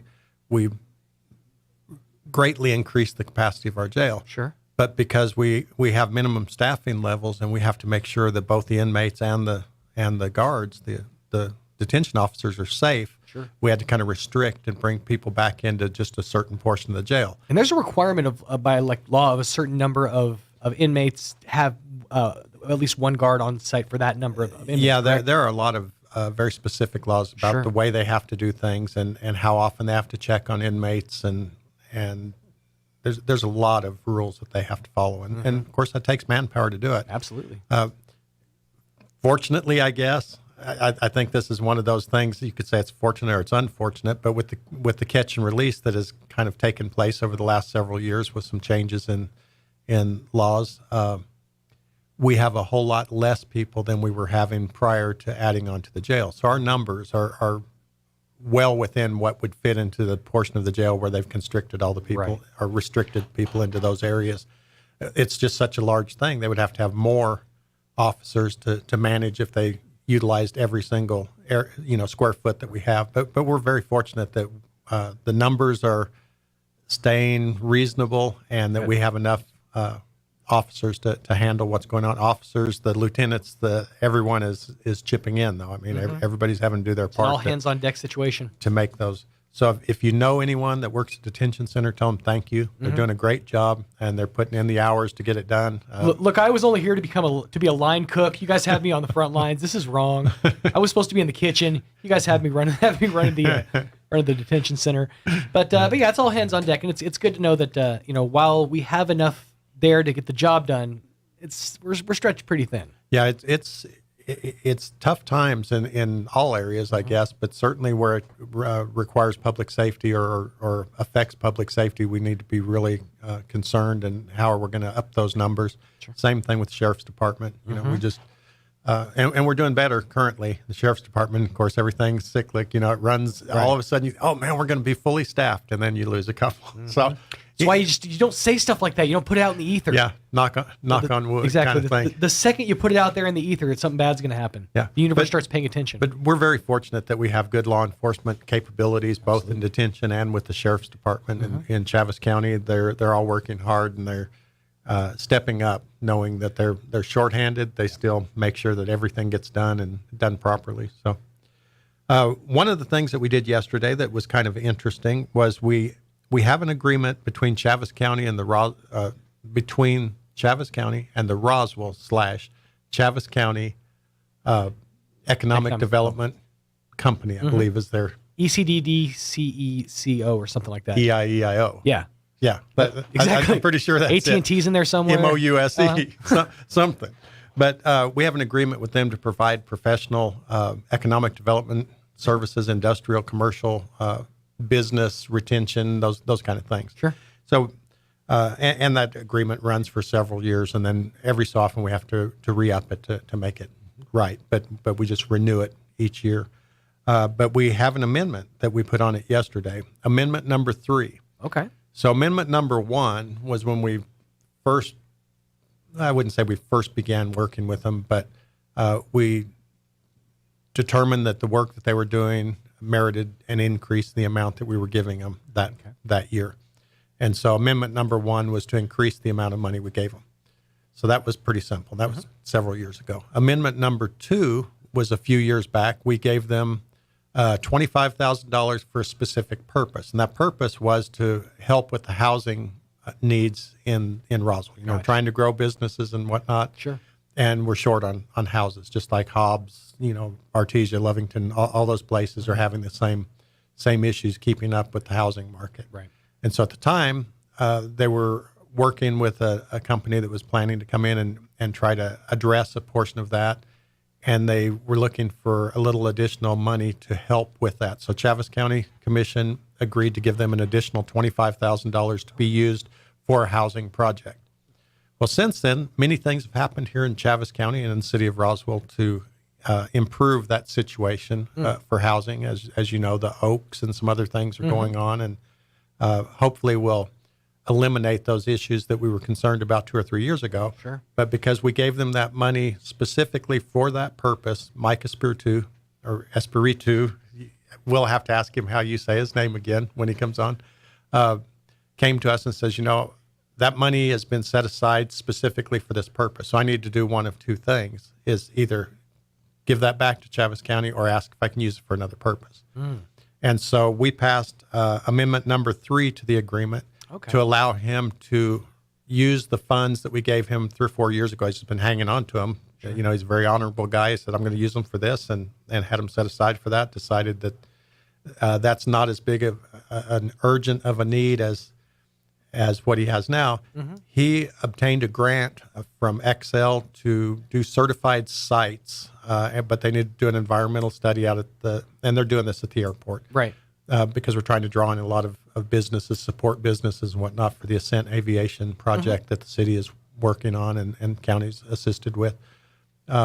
He needed some additional money, some matching funds to make sure that they got this project done. So the county commission listened to what his reasoning was and decided they would go ahead and allow him to take the $25,000 that they gave him 3 or 4 years ago. I think it was 3, and repurpose it exactly. Awesome. And utilize that for something else. So that was kind of an interesting thing, and it's neat to know how much work they're doing to assure that we bring jobs, we bring good paying jobs to Chaves County and to the city of Roswell. So good to know, and it's good to know that money is really getting put to good use. Right, and that someone didn't just use it. End of year, let me find something to spin this on. Some boondoggle to get this on the books. Yeah, of course. So that's actually absolutely an honorable thing. That's awesome to see. And you touched on something there too, and that's the kind of the buildup of the base area of South Roswell. You've really been seeing a lot of that in the last 3-4 years, and it's really it's heartening to see.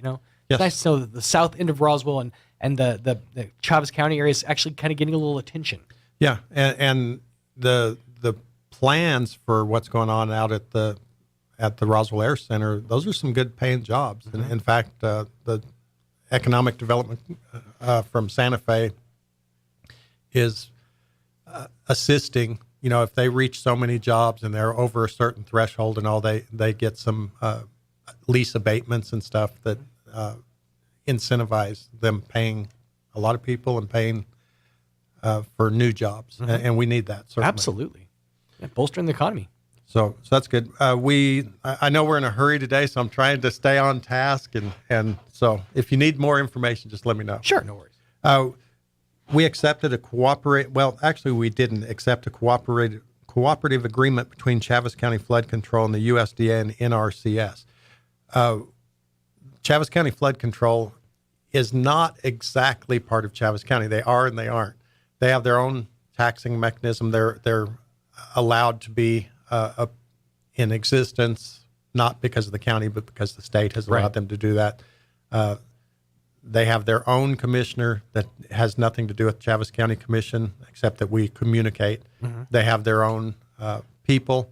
But what Chaves County does for the Chaves County Flood Commission is we provide all those services that they don't need to hire. So they won't need to hire someone to do their payroll, for instance. They don't have to hire someone for procurement. Gotcha. So they're a quasi Chaves County like a department. However, they're autonomous. You know, they're separate from us. They make their own decisions. Like an alien agency, so to speak. Yeah, that's it. Mm-hmm. And what we do for them, though, is, like I say, we provide the HR. So that every time they need to hire someone, you know, they don't have to hire someone themselves, so they can hire someone. So it keeps their budgets down, so they can focus on the things that they do, which, of course, is flood control. Right. But they got a grant for $780,000 from U.S. Department of Agriculture, the Natural Resources Conservation Service, or something, I believe, is what NRCS stands for. Okay. So they got a grant for that, and their superintendent, Dick Smith, signed for that grant, which is all good.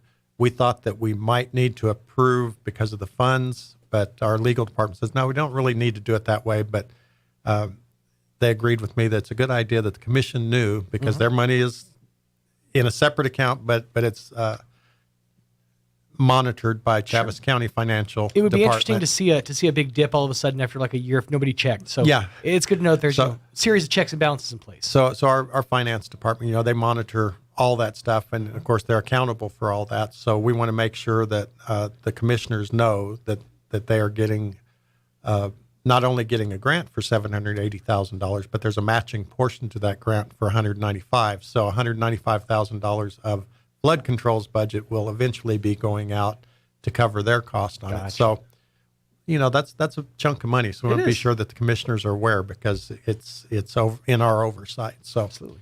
So we took care of that yesterday. We also, this is kind of an exciting one. I should have led with this. And I've told Mike a couple times. A couple of years ago, we had a planning and zoning case where someone came in and wanted to put in a concrete plant out on Brasher Road. Mm-hmm. And everything was going along good. We had the public hearing for that, and the neighbors came out kind of in force and said, here's the problems we have with that. And they made us aware of some issues out there. Subsequently, the person that wanted to put in the concrete plant went and talked to all the neighbors, got some things ironed out. The neighbors said, okay, yeah, we're good with it then. But during that process, they let the county know, we weren't really aware of it, that the bridge on Brasher Road was kind of dangerous. Okay, and it's not that the bridge is falling down or anything. It did need some repairs. We get a report every year on all of the bridges in Chaves County, and probably all of them need a minor repair or something, but nothing. They won't allow us to leave it open if it's going to cave in, obviously. Right. But so anyway, it needed a couple minor repairs, but that wasn't a big deal. But what's bad about that bridge is it's so high above grade. So you're driving along. The bridge has no shoulders on it, I guess. It's very narrow. It's just 2 lanes. So first thing you do is you go from a road that's got a little bit of extra width and some elbow room there, and you get to this bridge, and so people tend to veer to the center of the road, and they can't see over it because the bridge is kind of high, and as they rise up over the hill, it's not uncommon for them to meet a garbage truck. Sure. And now a cement truck. And those are wide trucks. Yes. They cast a wide berth. Who has also kind of moved towards the center of the road because it's a narrow bridge. And so we weren't really aware of the situation on the day-to-day traffic, and the neighbors all told us about it. So as soon as we found out about it, we put it on our infrastructure capital improvement plan. So we've got to replace this bridge. We were not aware, and thank goodness the public came in and let us know. And I drive a subcompact, and even on that bridge, I still kind of squeeze in. You still pull your elbows. Get small. Yeah. Your windows roll down. You pull your arm in. Yep. And so anyway, we aggressively pursued funding for that. And because we made such a good case based on what the neighbors had all told us, we made a great case. We presented that for legislative capital outlay, and we're funded 100% for what the project was projected to cost. So we're very excited about that. Absolutely. And then along came the governor's veto. So Governor Martinez said, nope, I'm not going to fund that particular thing. So we lost out. But we didn't quit. We continued to ask for money for that. Last year, our legislators gave us $500,000 for it, which is good because the price of a bridge this has been a very short term. I think it's 3 years, maybe 4 at the most, since the people let us know about it. Mm-hmm. Well, the price of a bridge is well over $1 million now. And so that amount that they gave us is great and very much appreciated. And we had updated our numbers, but we got a good amount to start. Sure. In the meantime, we continued to pursue other avenues to get funding. And Joe West, who's our road department director, put in for a grant from the New Mexico DOT for TPF funding, which is Transportation Project Fund, I believe. Mm-hmm. And he put in for $1.2 million, $1.25 to build this bridge. Did a great job, did a great presentation, and we were fortunate enough to obtain those funds. So we have the money to build the bridge. Excellent. So it's currently, we're working on getting the design done and figure out what is going to be the best bridge there, and then we'll, as quickly as we can, build and replace that bridge. Because that's an action alley. It's one of those that's got to be done quick. Yes, it does. And you know, the city uses that. It's right on the way to the landfill. Mm-hmm. The concrete trucks use it. The neighbors out there, of course, you know, they brought it to our attention that, hey, this is a serious thing, and they were absolutely right. And so we're very happy that Joe and his team put together that request for the TPF funding, and we're successful in getting it. So we hope now that we can fairly quickly get a bridge out there. But we're very, very happy that that the people came to us and told us what was going on, because that's what's supposed to happen. Right. Is you let us know, we react, we do what's right, and we correct problems. And sometimes the government works. Unfortunately, it doesn't work like that all the time. But in this particular case, it certainly worked that way. Awesome. So very cool. A couple other things real quick.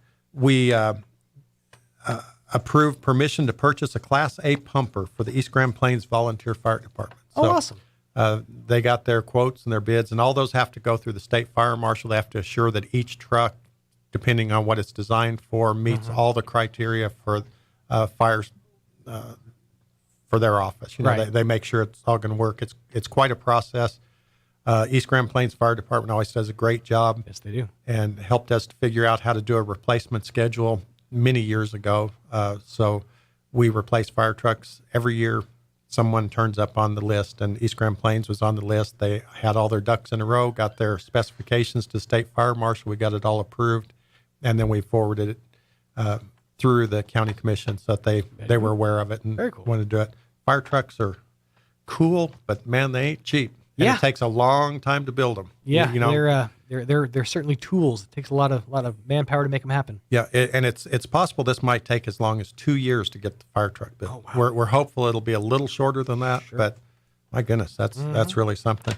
We had a request for out-of-state travel.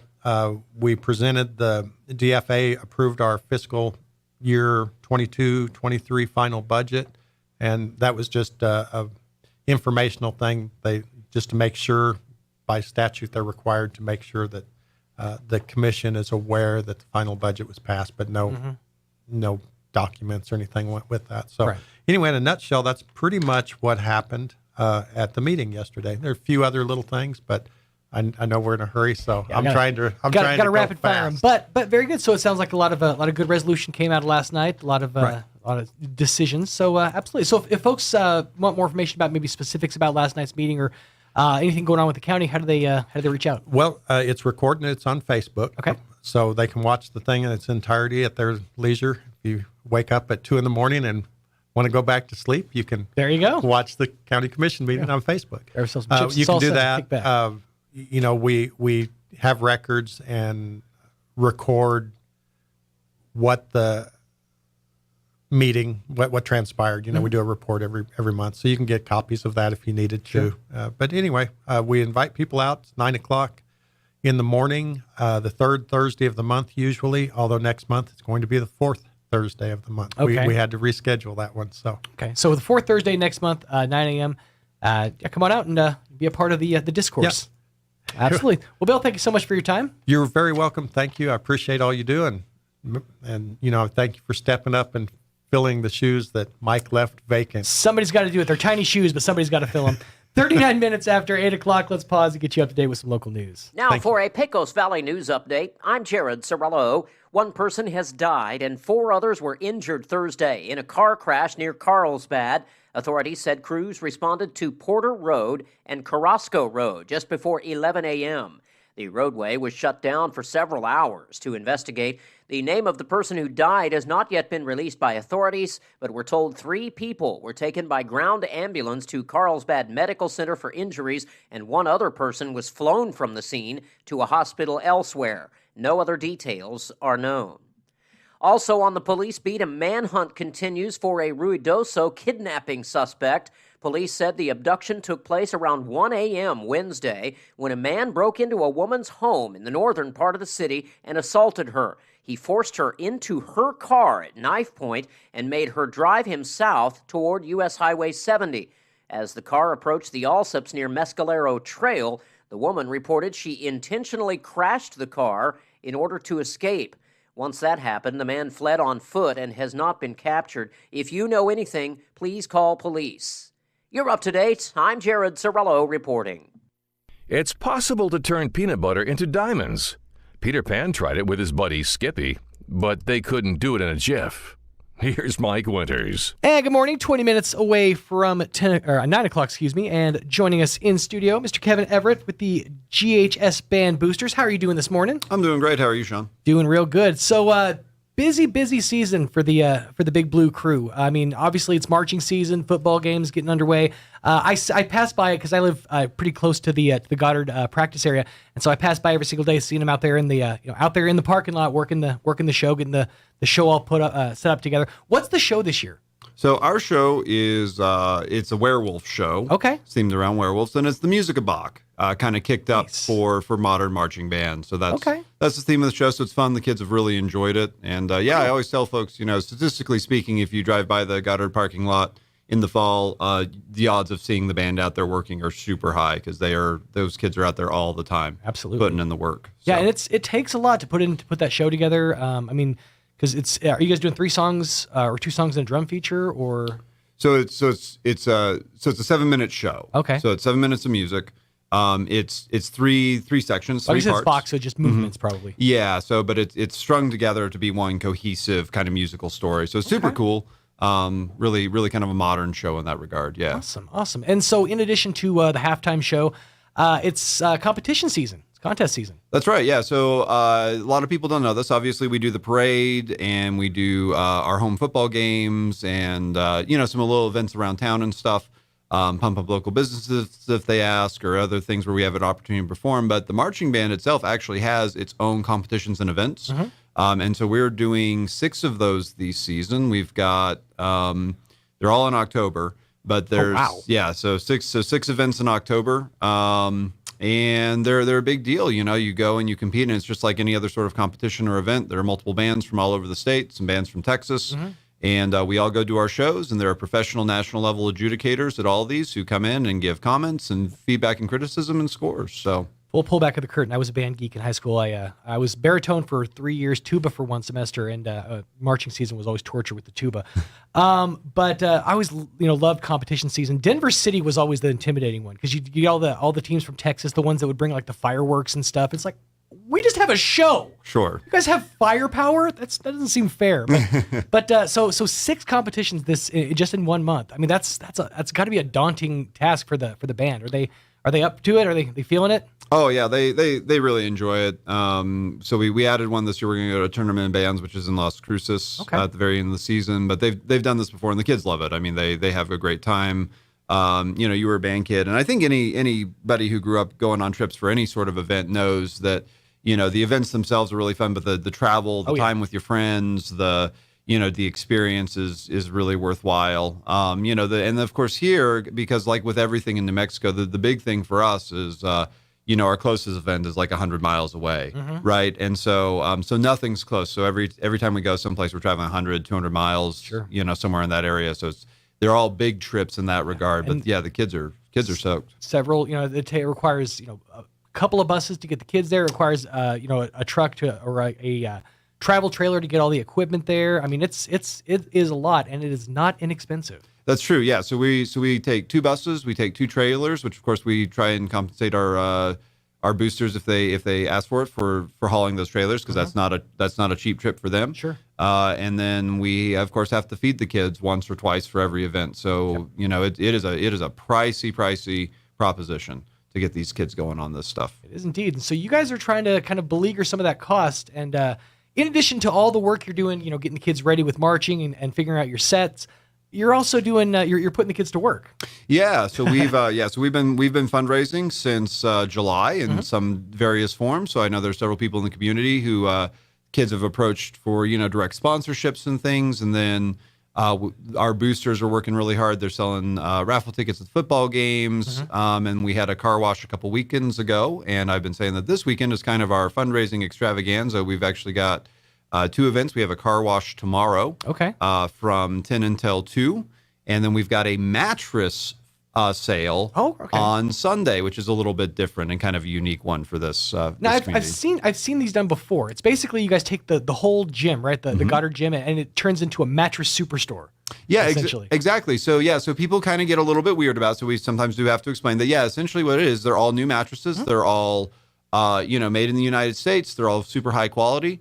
And they come in and they basically set up a mattress store in the Goddard High School gym, and you can come in and try the mattresses. You can see what they have to offer. They offer multiple sizes and styles. They've got memory foam. They've got hybrids. They've got old style spring for the people who I guess like that still. Sure. And you can try them out and you can see what fits for you. And because they don't maintain a physical store, just like anything else, they are able to discount these mattresses heavily, and so you can get them at a really, really good price. Awesome. And then obviously the price that you get is a portion of that goes towards the Goddard band, and that helps out y'all's travel expenses. That's fantastic. Yeah. So the car wash happening tomorrow. You said 10 to 2. 10 to 2 at that's where at? St. Mark's Lutheran Church up on North Main. Awesome. And we'll be out there washing cars. $10 minimum donation requested. Sure. And we'd love to have some folks come by. Let us wash your cars, support the band. One of the things we are trying to teach the kids, obviously, is not just the band stuff and the music stuff and the working for the things you enjoy, but working for the things you want to be able to do in a more global sense. And so, making sure that these kids know that these trips are things that you earn. You earn through work, you earn through putting in the time and effort, not just on the show, but also through raising money. And same thing with the mattress sale. The kids will be out around town trying to drum up business, raise awareness for that mattress sale. So they help and support with that.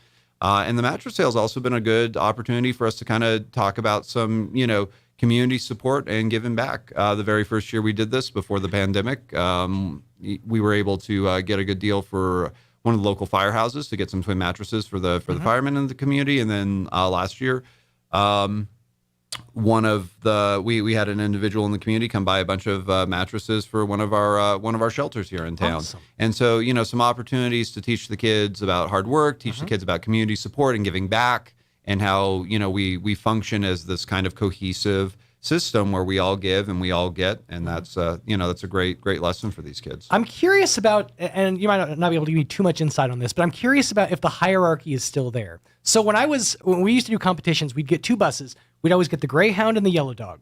Upperclassmen got the Greyhound, and us lowerclassmen, we always got the Yellow Dog. Does it still work the same way? Are you guys doing 2 Yellow Dogs? How does it work? So we do an activity bus, which is like a fancy Yellow Dog, and then a Yellow Dog. And basically, though we don't do a like upperclassmen, lowerclassmen hierarchy. It's kind of a little more of a free for all. I know it's a different time. I grew up in a different era. Yeah. So typically what I try to do is I try to give first dibs to the kids who do the work. So the kids who help load the trailer, the kids who help clean up the buses afterwards on a trip, that sort of thing.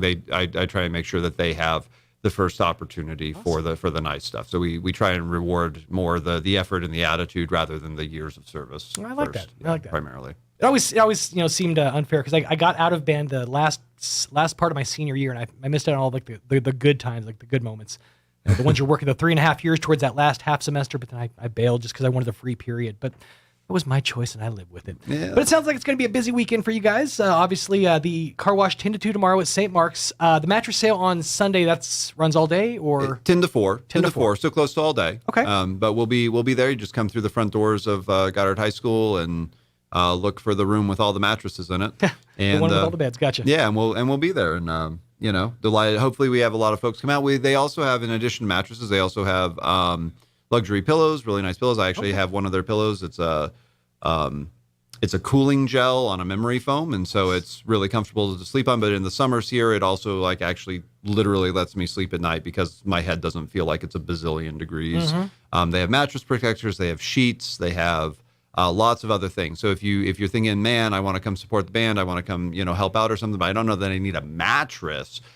Still encouraged to come by, and there may be something else that you want. I mean, we all need nice little things every once in a while. I'll be completely honest with you. I've been I just got myself a new mattress recently, but I've been in the market for not a box spring, but like a stand for it, like a platform, right.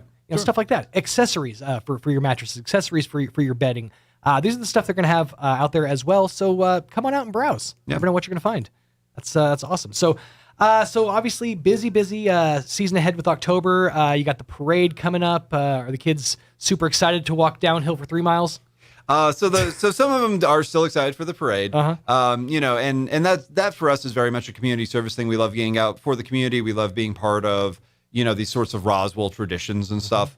And so I think they do get excited for that. In light of all the competitions and everything else surrounding it, the performance aspect is really more for that community support. So they're delighted to be out, part of the community, part of this tradition of the parade and the fair, and they get really excited about that. So I think they are excited for that portion. Yep. Excellent. And it's the parade's actually wedged between two events. So the Saturday before the parade will be in Los Lunas for an event, and then the Tuesday after will be in Portales for an event. So the parade's right in there. So that's a very busy. No rest for the wicked, I guess. Huh? Yeah. Well, three events in 4 days. We'll be pushing. Boy, howdy. Well, keep up the good work. Come on out, folks. St. Mark's tomorrow up on North Main, 10 to 2 for the car wash. Again, a $10 minimum donation.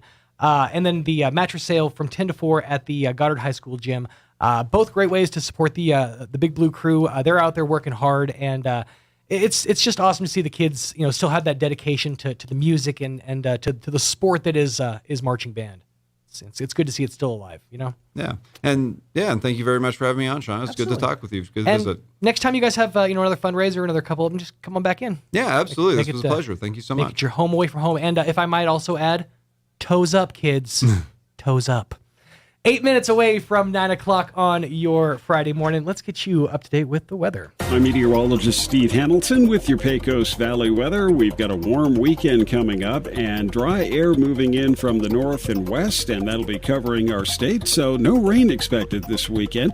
Lots of sunshine today, a little bit breezy during the afternoon, and we'll hit the mid-90s. Overnight looks clear, low 60s, and then about the same for Saturday, mid-90s, sunny and a little breezy, and then we'll stay in the mid-90s and fair Sunday. That's your latest forecast. I'm meteorologist Steve Hamilton. With the Wall Street Business Report, I'm Bill Alexander.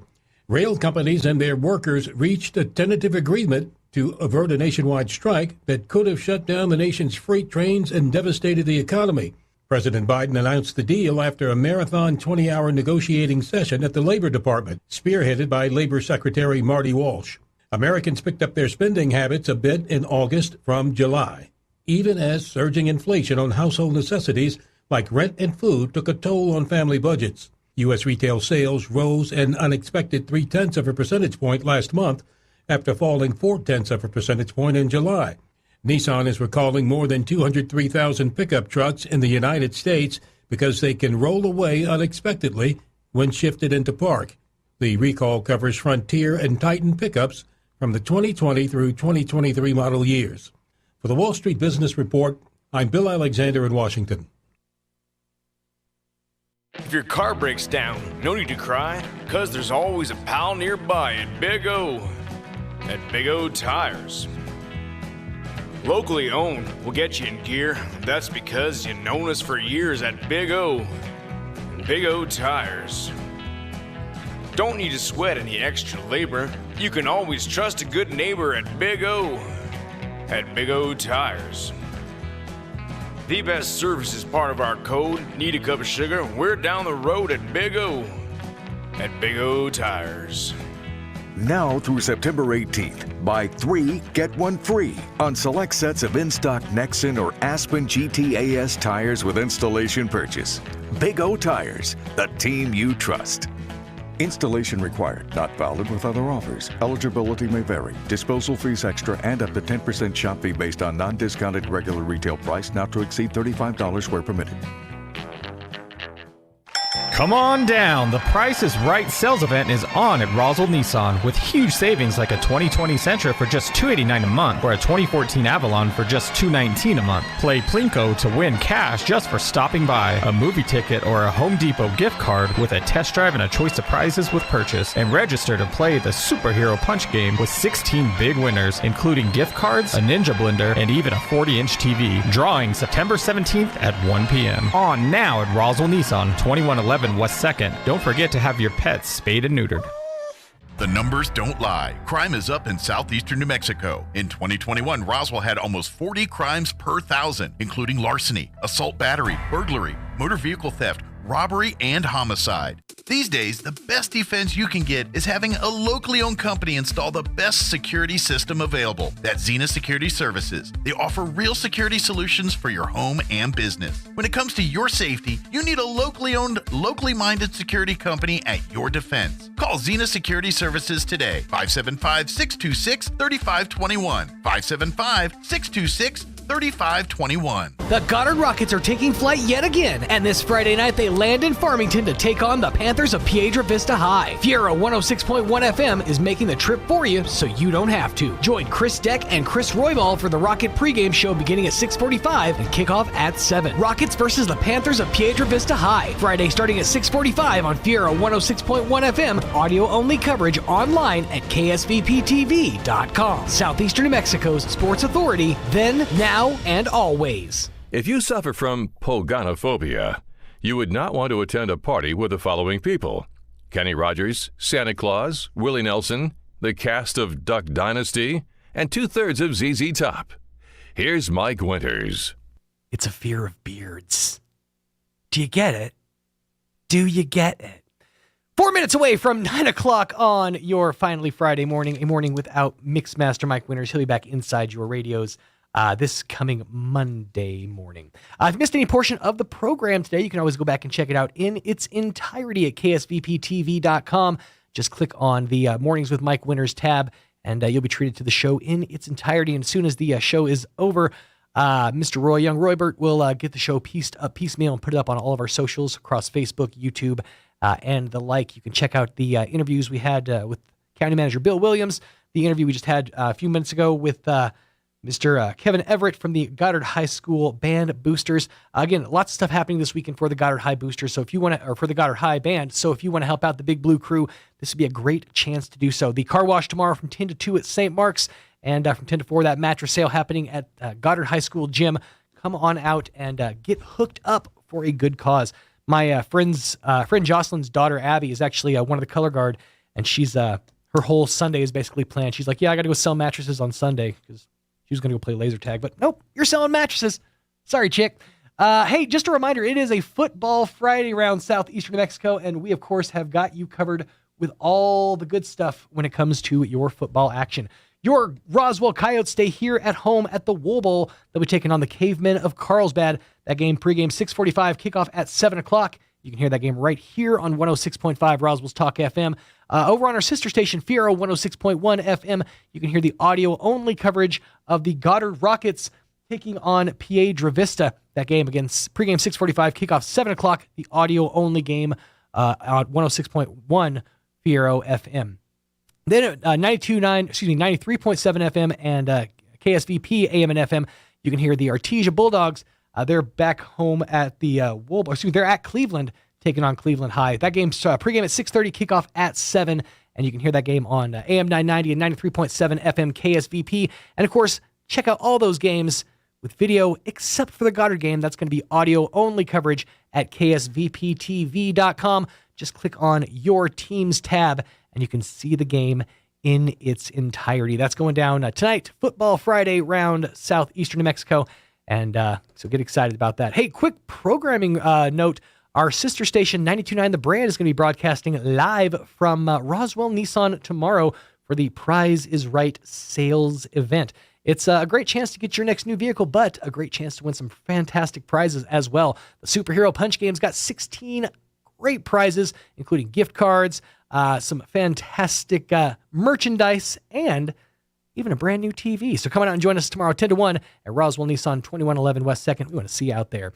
Stick around. We got more coming your way next hour on a morning without Mike Winters on 106.5 KEND, Roswell's Talk FM, Roswell, New Mexico. Stay tuned. Hugh Hewitt is now in Roswell on 106.5 FM KEND Roswell.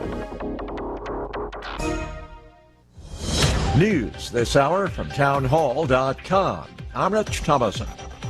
The White House has been openly critical of the way a couple of Republican governors have been responding to the crisis on the southern border.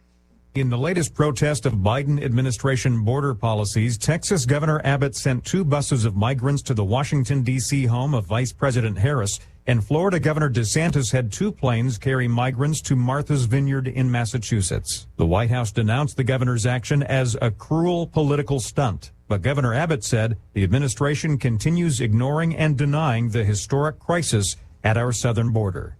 Greg Clugston, Washington. Former federal judge and prosecutor Raymond Deary has been appointed by a Florida federal judge to review documents seized by the FBI in the Mar-a-Lago raid. Deary has until November 30th to determine which materials, if any, qualify as privileged information. Former President Trump tells the Salem radio network he does not think he'll be indicted over records that were seized in the Mar-a-Lago raid. There's no reason that they can do that.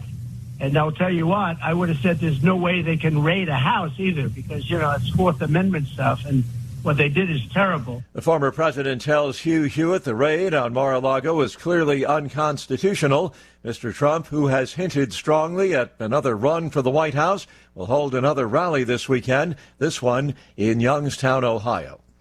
The west coast of Alaska bracing for possible flooding as a powerful storm approaches. Expected to arrive by this evening, it has prompted flood warnings across a wide area. Uber says it's been in touch with law enforcement after a hacker apparently breached its network, gaining access to crucial systems of the ride-hailing service. Wall Street, the Dow down 270 points. The Nasdaq is off 170 points. More on these stories at townhall.com. First, we decide where we want to go. Then we need to know the best way to get there. Hi, my name's Adam Barada. I'm the owner of Advantage Gold. We're the highest rated precious metals firm in the country. We teach people how to own physical gold and silver. Now, we've won the Best of TrustLink Award 4 years in a row because we educate our clients on how to buy gold and silver the right way. We don't pay celebrity spokespeople millions of dollars. We'd rather pass that value on to you.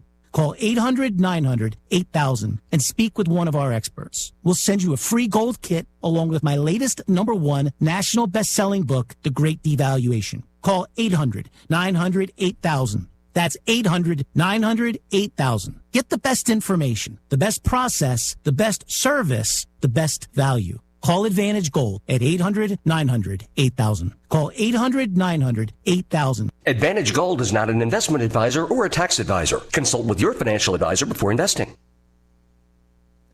Big headaches for air travelers in one European country. Well, many domestic and some international flights have been canceled in France after air traffic controllers went on a national strike Friday over pay and recruitment issues. French Civil Aviation Authority, DGAC, warned that domestic traffic would be severely disrupted, with many flights canceled and others experiencing long delays.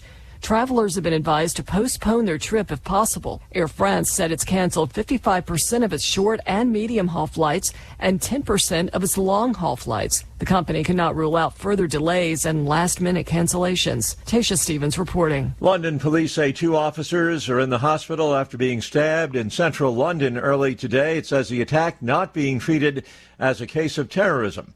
The Metropolitan Police Force says officers encountered a man with a knife in a busy tourist area at around 6 in the morning. News and analysis, townhall.com. An update on the Alex Jones trial, now underway in Connecticut. InfoWars revenues and website viewership spiked around the time of one of Alex Jones's shows in 2014 when he talked about the Sandy Hook Elementary School shooting being a hoax.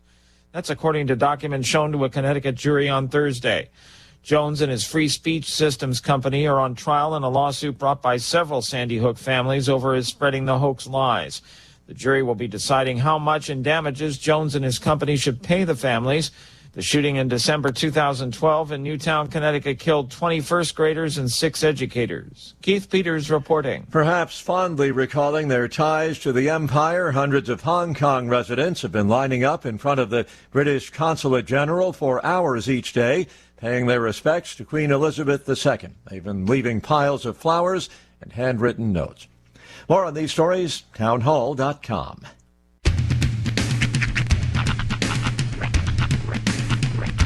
What in the wide, wide world of sports is going on here?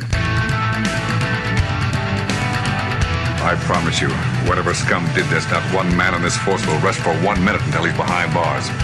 Now let's grab a bite to eat. Yeah, come on. I feel the hot wind on my shoulder and the touch of a world that is older. I hit the switch and check the number. I leave it on and then I slumber. I hear the rhythm ringing through it. Flamenco guitar and cumbia music. I hear the talking of the DJ. The Travelician, what does he say? I'm on a Mexican radio. I'm on a Mexican radio.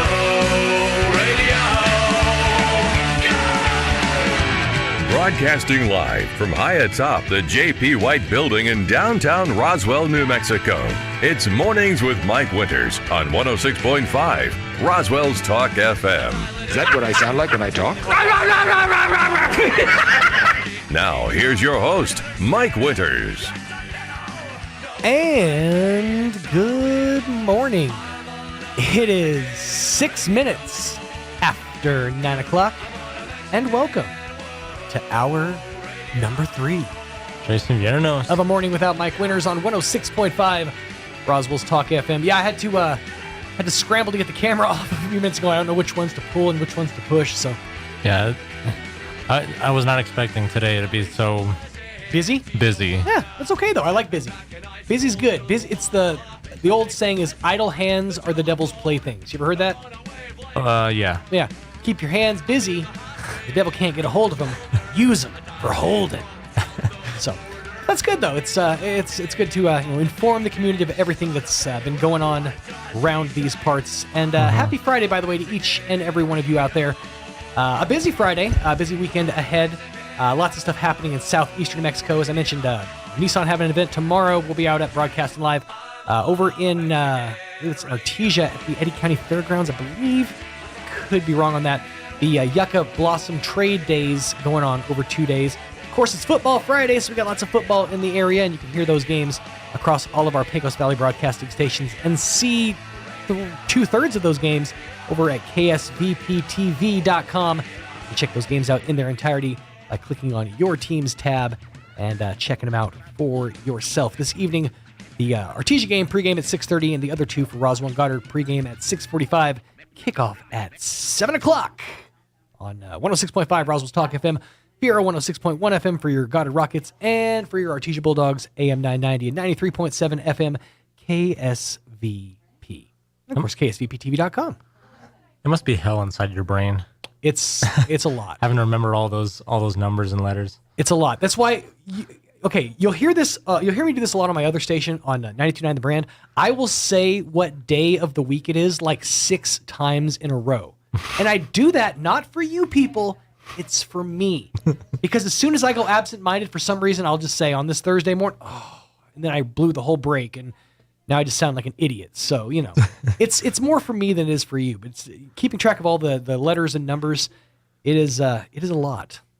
It's like I tell my friends, it's why I don't know math. Because, I know this, and I know, like, song lyrics. Yeah. It's kind of my bread and butter. But yeah, busy weekend. You got any plans this weekend? Well, I got the volleyball game, the Goddard volleyball game to do. Sure. Last Sunday, though, I went and watched a movie. Did you? What'd you see? 3,000 Years of Longing. Have you ever heard of it? I have not. Okay, no one's ever heard of this. 3,000 Years of Longing. Yeah. Was it worth the wait? It's starring Tilda Swinton and Idris Elba. Okay. And it's directed by it's basically a chick flick, but it's directed by the guy who directed Mad Max. Really? Yeah. Wait, I know his name. I can't remember right offhand. All of them. That's crazy. So like it's a romantic a chick flick, but with a dystopian storyline. So what's going on? It's by his name is George Miller. And yeah, it's like it's about a genie, I guess. Okay. It's about a genie and a woman who like releases the genie, and he basically tells his story of all the people he's met and stuff. And it's basically a love story between a genie and a woman, and but it's so weird and like out of left field of a movie, and its writing is like it's very writing heavy. That's what makes it the chick flick part. Sure. And you went to the theater to see this? Yeah. This feels like something you'd maybe watch on like an HBO Max or something, but I don't know if I'd like the whole reason to go to was it like was there action sequences? Was there a lot of like intense moments? There's like trippy like animation scenes. Like there's a lot of animated stuff. It's one of those things. There are certain movies that I feel like I wished I'd had the theater experience of. One of those being Across the Universe. Yeah. Literally one of my favorite movies of all time. It's a musical. It's obviously based on the music of the Beatles.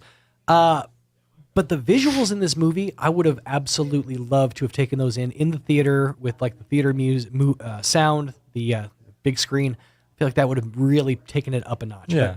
So, I mean, was it worth it for that aspect of things? Well, yeah. Well, I mostly went and watched it because it's directed by George Miller. Sure. And, but yeah, I think it was. I think people should watch it. I need to go see a movie. I have not been to a theater post-COVID. Have not been to an actual movie theater since the whole COVID thing. I will say, if you're like used to Marvel movies, this movie might seem very boring to you. Well, yeah, I fell asleep in the theater watching Return of the King. So if that puts it in perspective. Then again, it was in the middle of the 13 different endings for that movie. That Return of the King has like 16 different endings. You're like, oh well, this is the end. No, that's got to be. No, it's still not the end, huh? Yeah, like I can't hype this movie at all. It is a very boring movie for intelligent people. Yeah, it sounded like you came in with a real two thumbs in the middle opinion of the movie. But that's the thing, though, is I liked it. Sure, and you know what? Like what you like. I'm all for it. It maybe wouldn't appeal to my sensibilities. It's got Idris Elba in it. I feel like the last movie that would have drawn me to the theaters. If you want to watch Idris Elba, watch it for that. I don't. I feel like the last movie that would have drawn me to the theaters would have been like Jackass 4 Forever, but I missed my chance on that one. So I don't know. I might go to the theaters at some point, but most of the entertainment I can want to enjoy is on the small screen on all the streaming services. So don't watch it with your kids though. Duly noted. All right. I don't think my kids would want to sit through something like that anyways. So. No. If it doesn't have colorful ponies, they're probably not in. Hey, real quickly, want to give a shout out and say a big thank you to the fine folks at McDonald's. It has horses and it has colors. McDonald's? No, the movie. Oh, the movie. Okay, the movie, not McDonald's. McDonald's, horse-free and color-free since... They might have pony toys eventually. Yeah, at some point. But the fine folks at McDonald's, as always, every Friday providing us with delicious breakfast treats. You too can provide yourself with delicious breakfast treats. Just head to any of the 3 locations here in Roswell. One in Artesia, one in Carlsbad of your Mickey D's. They'll get choked up. And download that app because you are really doing yourself a disservice if you're not downloading the app to... he's trying to get the cat crap on there. There you go. You're doing yourself a disservice if you're not using that app because every dollar you spend through the app get you points for additional food, plus the discounts make it absolutely worth your while. Download the app and make it worth your while today with the fine folks at McDonald's. Let me give you the rundown for this hour of the program. This is going to be kind of interesting. Coming up here in just a few minutes, we're going to be joined by Miss Sarah MacArthur, Mr. Eric Cole, and Casey Higgins, the Bureau of Elections Chief. They're all with the group Voter Integrity. We've got an event coming up tomorrow. They're here to hype up, and I think we're going to have us a bit of a spirited debate coming up here in just a few minutes on this here Friday morning. We'll get into that here in just a few. Right now at 14 minutes after 9 o'clock, let's pause and get you up to date with the weather. I'm meteorologist Steve Hamilton with your Pecos Valley weather. We've got a warm weekend coming up and dry air moving in from the north and west, and that'll be covering our state, so no rain expected this weekend. Lots of sunshine today, a little bit breezy during the afternoon, and we'll hit the mid-90s. Overnight looks clear, low 60s, and then about the same for Saturday, mid-90s, sunny and a little breezy, and then we'll stay in the mid-90s and fair Sunday. That's your latest forecast. I'm meteorologist Steve Hamilton. Thank you, Steve. We get a chance to update my weather here, so let's do that. Currently around Roswell, looking at 72 degrees, humidity's at 56%, winds out of the southwest at around 6 miles an hour. For today, mostly sunny skies, 94 for the high, winds out of the south 5 to 10. For tonight, mostly clear, dropping down to 64, and then pretty much the same thing through the rest of the weekend and the week ahead. 93 and 92 for your Sunday and Monday, 92 for Tuesday as well. Then the clouds move into the area. Got to see 20% chance of the wet stuff for your Wednesday and Wednesday night. Low 90s for the high on Wednesday. Into your Thursday, another 20% chance of showers, thunderstorms, sunny skies, and a high of around 90 degrees. 15 minutes after 9 o'clock, going to pause, pay a couple of these bills, and after these, we chat with the folks from Voter Integrity on the other side of a morning without Mike Winters. Stay tuned. The Eastern New Mexico State Fair, a celebration of 100 years, is happening October 3rd through the 8th, and we want to see your arts and crafts creations. Turn-in dates for arts and crafts entries will be September 23rd and 24th from 9 to 6, and the 25th from 1 to 6. Baking entries are due October 1st from 9 until noon. Flower Show A turn-in times will be October 2nd from 8:30 to 11:30, and Flower Show B turn-in times are October 6th from 8:30 to 11:30. Log on to enmsf.com to download this year's fair book or call 575-623-9411. Ad paid for by the City of Roswell Lodgers Tax.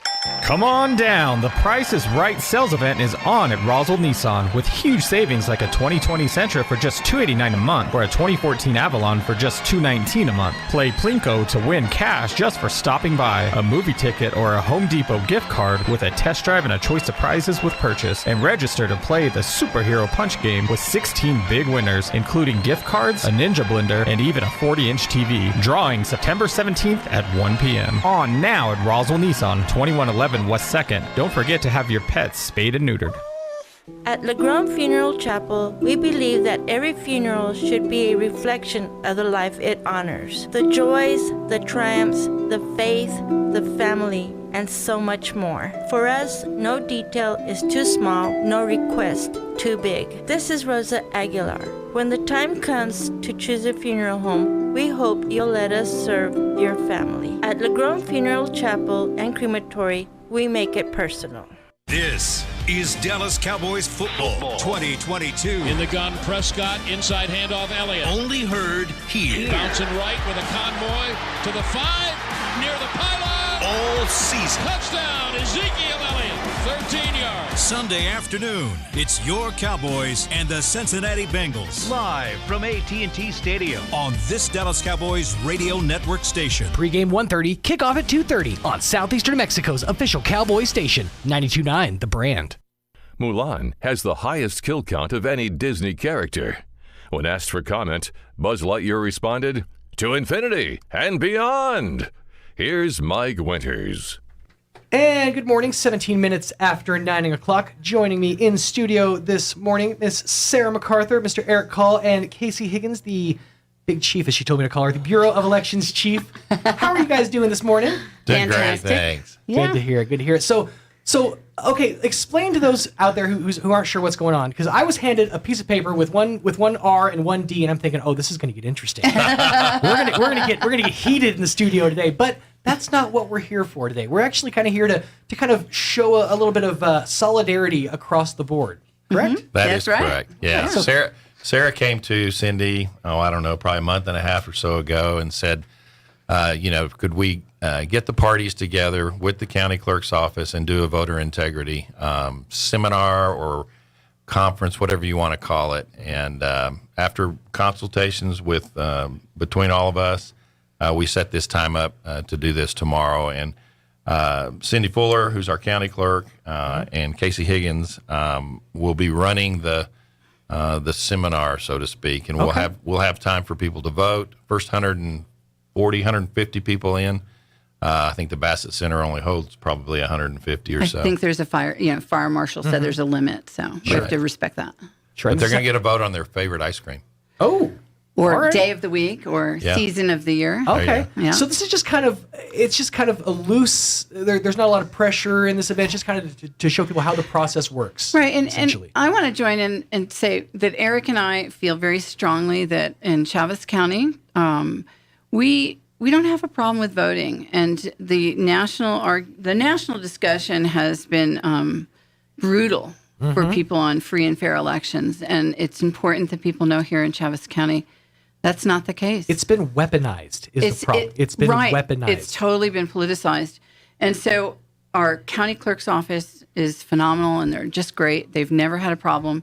We do use Dominion machines, and people are fearful of that. And please come down and look at it, touch it, smell it, whatever. Sure. And and then take the fear out of it and take the fear out of the process. Absolutely. And it's different to see folks from different sides of thinking coming together and say yes, it's possible to run a system and not question every aspect of it and just see that a free and fair election can take place. That's what it's all about. So the event itself, let's talk about that. It's tomorrow. It's at the Bassett Auditorium. At the Roswell Museum. At the Roswell Museum. Okay. And that's what time? 10 to 12, right? 10 to noon. 10 to noon. Oh, Paul. Sure. 10 to 12. Okay. And so it's at the Bassett Auditorium inside the Roswell Museum. Now, what's going to happen tomorrow? How does the event go down? We'll have it set up and people can come. There's another aspect of it is we'll have 2 people from the Republican Party, 2 people from the Democratic Party, and a table in the back room who will accept voter registration applications. Okay. So if you are not a registered voter, you can go down and get registered. That's available.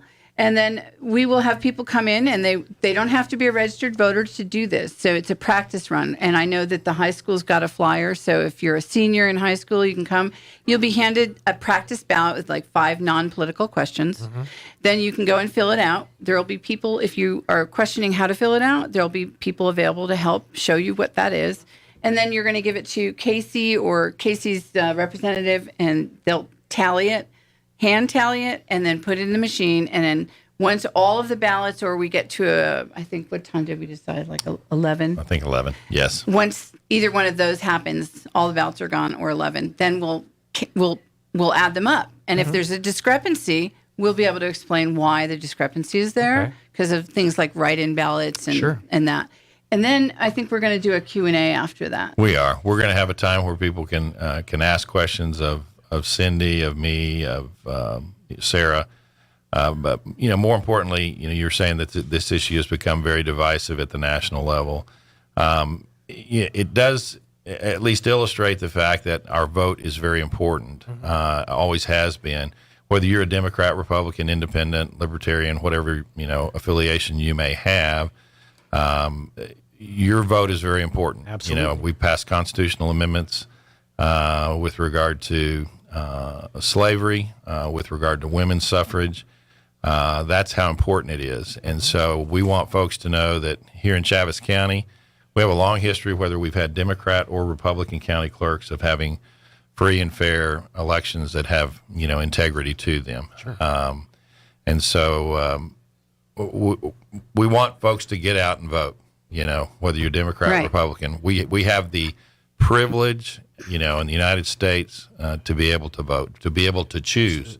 We don't live in a country where everything is chosen for us. And so that's the importance of just demonstrating that. We're not here to go through a court system tomorrow where, we're going to have proof that, everything is the way it is. We're just going to demonstrate through using the voting machine that we use at the county level.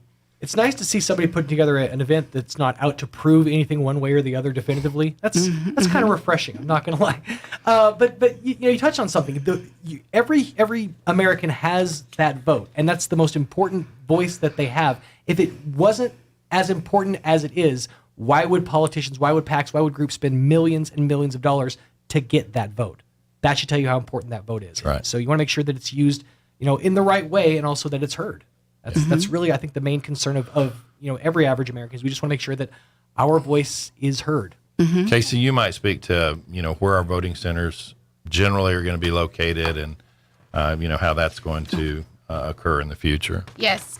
So for the general election, we are going to have the same voting locations that we had in the primary. Okay.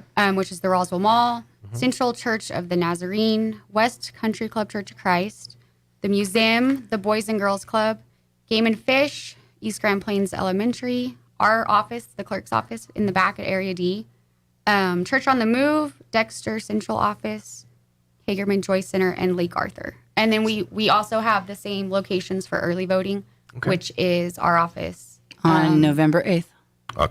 Yeah. November 8th. November 8th is election day. Election day, right. Yeah, so early voting starts October 11th at our office. And then at the Roswell Mall, it starts October 22nd. And at the Hagerman Joy Center, we do the Tuesdays and Thursdays starting the 25th through the 3rd. And I know this doesn't mean anything anymore, but back in the day, you had to know which district you were in, what ward you were in, to go to the right place. I remember one year my parents were going to vote. It was the middle of a snowstorm, and we had to find the firehouse. We went to the wrong firehouse. We had to go to the other firehouse, and we voted there. But these are all voting convenience centers. It doesn't matter which county, which ward you are. You can go to any of these. Which precinct? Thank you. You can go to any of these and make your vote. Correct. Absolutely. So awesome. So that's, again, early voting starts October 11th. The early voting at Roswell Mall starts, you said, October 22nd? Yes. Excellent. Oh, and then the 25th at Hagerman. And you can go on vote.org to either register, or if you need to change your registration because you've moved or something like that, you can do that now. And you can actually request an absentee ballot through vote.org right now. It's up and available. Yes. Excellent. So get your absentee ballots in and ready to go. There you go. So the event. So tomorrow starts at 10 o'clock. It runs till about noon. So if folks have any questions or want more information about the event itself, or about kind of what you guys are all about, how do they find you? They can. Oh my gosh! I have to get my card out. I put you on the spot. Yeah, you did. Actually. It was less open-ended than you would ask. Yeah, they can contact either Sarah or me.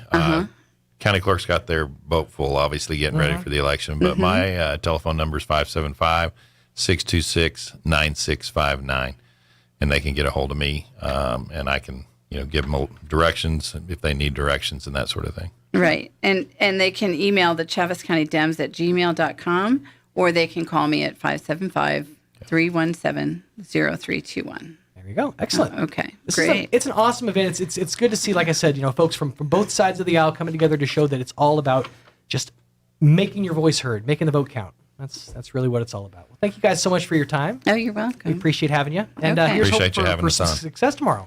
Yes, Thanks. thank you very much. And some ice cream. Absolutely. Yeah, some ice cream. Go get them, Big Chief. Okay. 27 minutes after 9. Hey, you brought it on yourself. Yeah. 27 minutes after 9 o'clock. Let's pause and get you up to date with some local news. Now for a Pecos Valley news update, I'm Jared Sorello. One person has died and 4 others were injured Thursday in a car crash near Carlsbad. Authorities said crews responded to Porter Road and Carrasco Road just before 11 a.m. The roadway was shut down for several hours to investigate. The name of the person who died has not yet been released by authorities, but we're told 3 people were taken by ground ambulance to Carlsbad Medical Center for injuries, and 1 other person was flown from the scene to a hospital elsewhere. No other details are known. Also on the police beat, a manhunt continues for a Ruidoso kidnapping suspect. Police said the abduction took place around 1 a.m. Wednesday when a man broke into a woman's home in the northern part of the city and assaulted her. He forced her into her car at knife point and made her drive him south toward U.S. Highway 70. As the car approached the Allsups near Mescalero Trail, the woman reported she intentionally crashed the car in order to escape. Once that happened, the man fled on foot and has not been captured. If you know anything, please call police. You're up to date. I'm Jared Sorello reporting. Your morning cup of Sean. This is the Sean Hannity Morning Minute. Why are you going to make the Iranian mullahs rich again? Like up until last year, you were making Putin and Russia rich again so they can start wars in Ukraine. Why are you going to make the Saudi Arabia rich again, OPEC nations rich again? Why would you make Venezuela rich again when we have all the natural resources here? This is your Green New Deal socialism.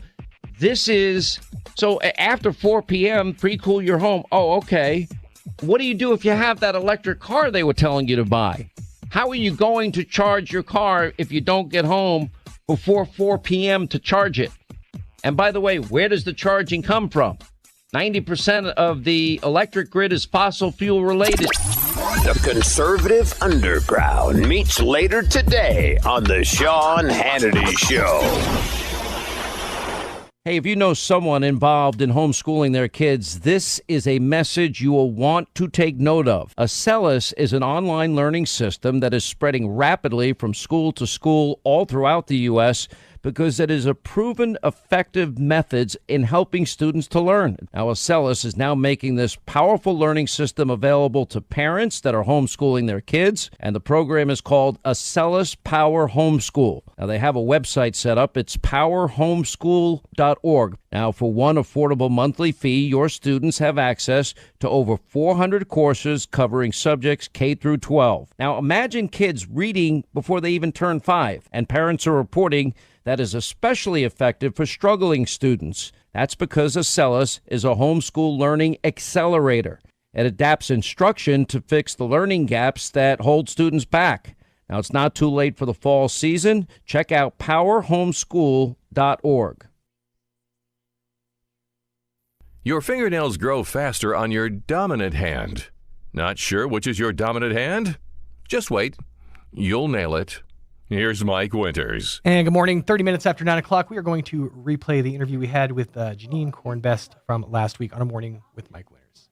Take a listen. County Federated Republican Women. We have Janine Cornbest back with us. Good morning. How you doing today? Good morning. How are you, sir? Good. I got all my cheat sheets right here. Your bevy of notes and documents to inform the public of what's going on. I have a tendency to forget in this old age of mine. But. Well, I thought there's supposed to be a time in our lives where it's just accepted that we forget stuff and people are going to have to deal with that. Like now? Like when I was a kid and we just, like older people are like, oh, I'm old, you got to deal with it. You know what I mean? Now I'm getting here and it's like, hey, what happened? Like I'm supposed to get free passes for everything. Like go.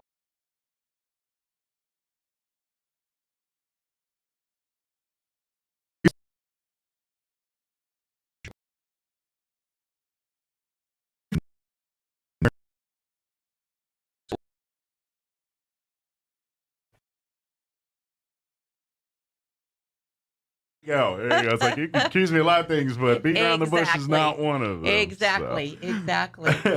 So how are you today? Doing well. And Mama's good? Doing good. Yeah, we'll be going to El Paso Friday to for her next doctor's appointment. So that'll be the one that tells us, yes, yay, you're good to go. Well, so prayers are with you. That's what we're hoping for on Friday.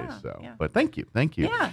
For folks not familiar, the Chaves County Federated Republican Women, of course, the organization joins us here on the radio once a month. But the title's in the name. They're here to educate, support Republican candidates here, not just in Chaves County, but really throughout New Mexico. And really the country. Correct. The Republican Party. But this is just the kind of the local. Yeah, the local chapter. The local chapter. But one thing we do want to put on your radar is now that we're hot and heavy into the election season, each month the Chaves County Federated Republican Women, and it just so happens it's coming up here. It is. It is. We've had to change our lineup a little bit.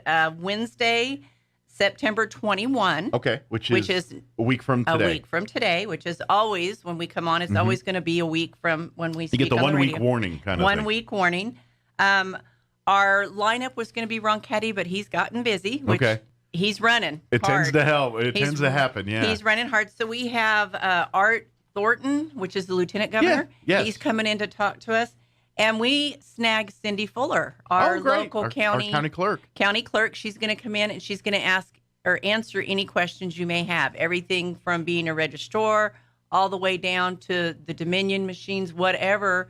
I believe they're having a run on those this weekend on Saturday at the Roswell Museum. They're going to test one of the machines out. Okay. And then they'll send it to the state and just to test it and make sure we're ready and there's no snags or anything. So she'll be down to talk to us about that. Okay. And of course, there's been a lot of scrutiny and things about the machines. There is, and she can answer any questions you have about the voting machines. Excellent. Very good. I bet we can get her to bring in a ballot to show everybody. Get everybody an idea what everybody what they're doing. And if I remember right, and of course she would know more, but and I don't remember the actual web address off the top of my head, but the state of New Mexico has a website you can go through, and I think there's a link to the clerk on the clerk's office where you can see your sample ballot, but you can literally see your entire voting history in New Mexico. It's a valuable tool, but if you ever want to see your sample ballots, or if you're like, gee, they redistrict, so it's kind of hard to keep track of where you're at sometimes. Yeah, exactly. And I think we're about 54 days away from the actual voting. Yeah, so it's pretty close. And I'm not going to lie, about a month ago, I thought I was voting for one representative race, and then I turned out it was the other one. So yes, and you may want to go to the map on the county clerk's office showing where your precinct is, because they've cut Roswell up into, I believe, 3 to 4 precincts. Yeah. Where we weren't before. Yeah, exactly. We're not all in the second congressional district anymore. Hard. Yeah, I can't even keep up with it myself. Yeah, and just because your neighbor's one does not necessarily mean you're in the same one. They may cut your house right down the center, so you better make sure you read. I'm in the bathroom. I'm in a different congressional district. Exactly. So our sponsor for this month is Calico Cow. That is our quilting group over here in town. She is also our treasurer of the group. This will be at the Civic Center or the Roswell Convention Center. That's every month. That's for these meetings. And so if you haven't, tried the meals there at the Convention Center. We got 3 new chefs. Ah, very good. 3 new chefs. And their jambalaya is ooh, I like a good jambalaya. Absolutely amazing. And this week we're having pasta. Nice. So a little bit of Italian. We're having lasagna and sausage lasagna and some pasta primavera, Caesar salad. My favorite, the tiramisu. Ooh, tiramisu. Yeah. Tiramisu? Yeah. Well, my wife is a huge fan of tiramisu. Oh. I don't like coffee, and that's where it makes me a little bit. Well, maybe we could make you one without coffee. I'd be a chocolate, just straight chocolate? Straight chocolate. Oh, then, yeah, I would be your friend. Yeah, I understand that. So our doors open at 11:30 on that one, and you're welcome to come in, and we sit and talk. We are definitely done by 1. Okay. Because so everybody back to work. We get that. We understand that. We keep moving fast. You're welcome to join the Federated Women. I have the top part of a really, and to be honest, you don't have to be. You don't have woman. to be a member to go, and you don't have to be a woman. You just have to be a Republican. That's the only requirement. If you're a registered Republican, we'd love to have you come be a part of it. Yes. And if you're not registered at either party, you want to register as a Republican, they can help you do that too. Here I am. See, here we go. There's part of our registration paper. I made it a little too big so everybody can see what we're going. We are registering for 2023 at this point. Very good. 2022. The books are full? Books are full. Okay. I believe we ended up with 160 members. From what my email said, and that's the largest in the state. That's great. So we keep trying to stay a little bit larger than the 4 corners. Sure. They do pretty good up there. Well, and it's good. That's not a bad problem to have either. These are good problems. But I'm gonna guess, just a hunch, that is as much work as the women and the are doing to recruit. I think the times we live in are as much a recruiting tool as anything else. And right now, people are seeing what's going on, and people are not happy and far from happy. Exactly. And so we're starting to see record crowds at these meetings and things. And you know what? If you are a Democrat and you want to be a Republican, you come on down, and we'll just change your affiliation right there on the spot. And we have registrars there. And I've always been a person that's like, listen to the people, listen to what they're saying. The DNRs, I've stated my piece on that. I'm like, I'm more pro-America than pro-D or pro-R.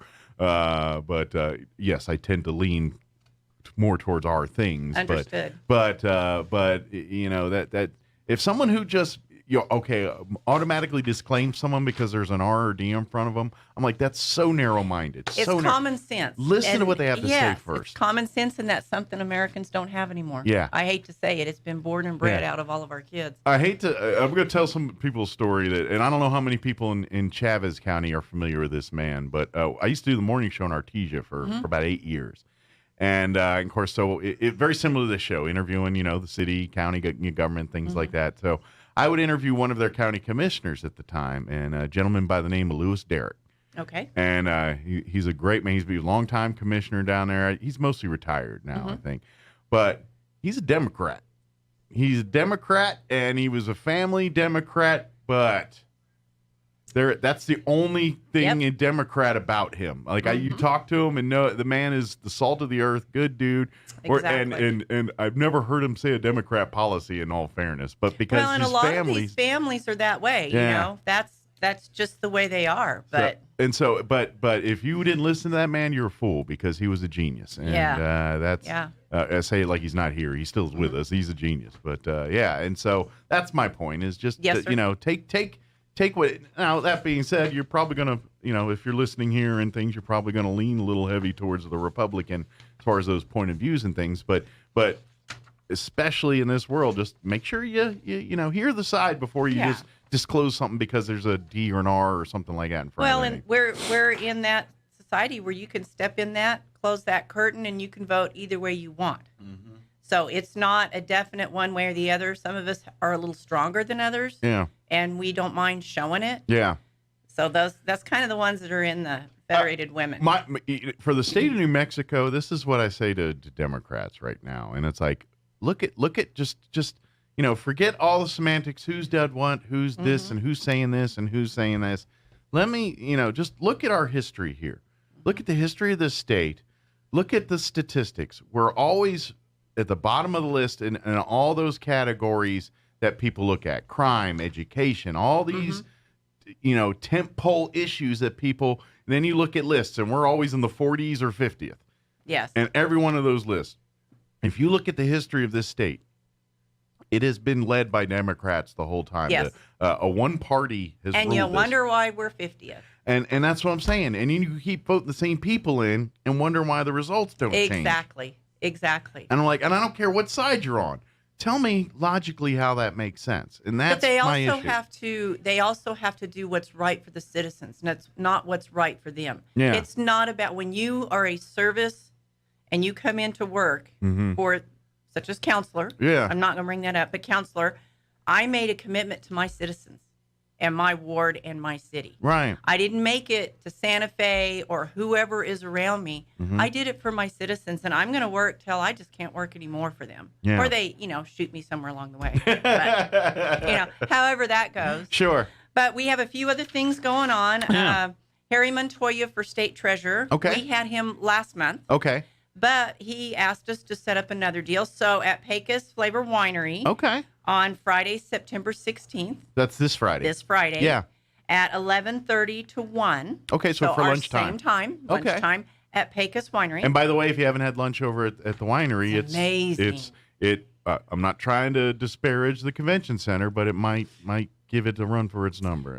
Well, you can try both of our places out this week. Right. I mean, you decide. Go there Friday eat both and then pick your trip. Come on down on Wednesday. So we're going to listen to Harry Montoya for state treasurer. It's a kind of a meet and greet. There you go. Very so everybody good. can see it over there. And you don't have to RSVP. Just come on out, have Just lunch, come and out, listen. have lunch, enjoy the camaraderie with everybody. If nothing else, come out and just talk. Yeah. Well, Talk that's and what we give need a us whole your lot of thoughts that. and your ideas and all of that. I think most of us probably agree more than we disagree once we sit down and actually You know what talk. we do? It's just sometimes some of us think different than others and we disagree a different way and we're stronger. Sure. And our mouth overrides our... But that's just me. That never happens to me. Never happens to me. So let me mention these others just a little bit. Here's some of our other Republicans. We have District Court Judge David E. Finger. And we have District Court Judge Anna Marie Lewis. Okay. Justice of Supreme Court Thomas Montoya. Okay. Justice of Supreme Court Position 2, Carrie Morris. Justice of the Court Appeals, Barbara V. Johnson, and Judge of Court Appeals, Gertrude Lee. You know what? And this is something I'd like to just share with people here. You look at, because, we all get all charged up about our representative races or state legislature races or, county commission, city council races. Exactly. But we kind of ignore or just glaze over judge races here. Judges are very important. Those are to be honest, probably one of the hardest. more important, because it is at the end of the day, it's the least political position out Correct. there. And you almost just want a judge that interprets what the law. That's, their job is not to dictate policy and Correct. create policy and things like that. They're there to interpret what policy's been made and impact the appropriate measures to violate or not violate Correct. those things in place. And so obviously, you want some people that know when to be compassionate, when to throw the hammer down and things like that. But just the minutia of the court system in New Mexico, we need as many qualified people in these judge positions to fix. That's our, when we talk crime problems and things, at the end of the day, the legislature makes all these laws and things, but if there's not a court system that can handle it, exactly, it doesn't really matter You're what right. laws they create and things. And So- politics does not need to be in it. Yeah. And that's the biggest problem. People carry politics farther than they should go. Yeah. They need to stop when you're voted in or not voted in. They need to stop, and you need to do your job. Yeah. For the best of Roswell, not for you. Absolutely. Like I just said. And that's why, it's important to, ask those judge questions and things. Because ideally, most of us are going to think, well, I'm never going to see this person unless, life really gets bad on me. Don't ever say that. Don't ever say that. That's in the ideology. That's the ideology, but don't ever say that. But yeah, it really does make a difference. And after talking, especially the more I talk to some of our, judges that we know and part of our Exactly. community over the years, and it's like, that's one of those positions where in theory, you need no experience to do it, but boy, is there a difference between a judge with experience and a judge without experience Exactly. in that chair. And so you Exactly. want to make sure you pick the right people. So. Correct. So right now we have a few other items going on. Now I want everyone to understand Constitution Day. Yes. September 17th is Constitution Day. Okay. Yep, and I believe the college is doing something. I don't know. Yeah. I know that the lunch, of course, our luncheon will be you guys set will be up doing for that. something. But I remember talking to Donna a couple weeks ago and saying that the college is going to do a Constitution Day too. So Okay. So wherever you are, I'll have to look into that. See yeah. what's going on there. Yeah. So that's that. We are raffling off a lap quilt, and it is for the Fisher House out of Albuquerque. Okay, it's a great. I know about the Fisher. The Fisher House is the group that helps the folks that have lost family, and you Yeah. get to go to their house Mhm. and stay there while you're either receiving the body or whatever. Yeah. I'm Think of- not quite sure how that goes. Yeah, it's like if Ronald McDonald House that helps Mhm. families who have kids that are in hospitals and helps. Correct. This is kind of the same kind of deal, but not for kids. It's more for the family Correct. and adults. Correct. Yeah. Correct. So come on, $5 a ticket. Okay. You're welcome to contact me, and my number is 575-420-8455. And you can always lie when you win a quilt and say you made it yourself. I will never out you Shame about on you. Shame on you, because the person that made it is the one who is sponsoring this month's lunch. Well, Calico. And I appreciate, but I'm sure Angel would be like, if you want to buy it and then lie to people saying that you made it, she'd probably be cool with that because She would knows be cool with that because she is the one who made this one. So I always tell people, if you're just trying to help out, you buy it and you win it, and you want to lie and tell people you made it yourself, blood, sweat, and tears. Exactly. I'm not going to out you. Yeah. I don't think I would do that, because somebody would say, now I've been a seamstress, but somebody would say, well, let's see your work. And I'm right. like, or the scraps. That would be my Yeah, problem. let me see the scraps to the quilt. Or they I'm want like- you to make you one. And be like, ooh, can you make me? Oh, sure. And you just keep getting deeper and deeper and deeper. Yeah. Let's see. What else do we have? Caring for America is a Okay. committee that I run. Okay. In December, we will give the Assurance Home little bags for the kids. Awesome. Well, they're almost young adults. At this Yeah, they're point. teenagers. They're and- teenagers. So I collect stuff for that, 25 of each. That's a great program, yeah. the Insurance Home. I've done the dictionaries that we purchased for the other kids in town, so they actually have paper. Gotcha. Books, Okay.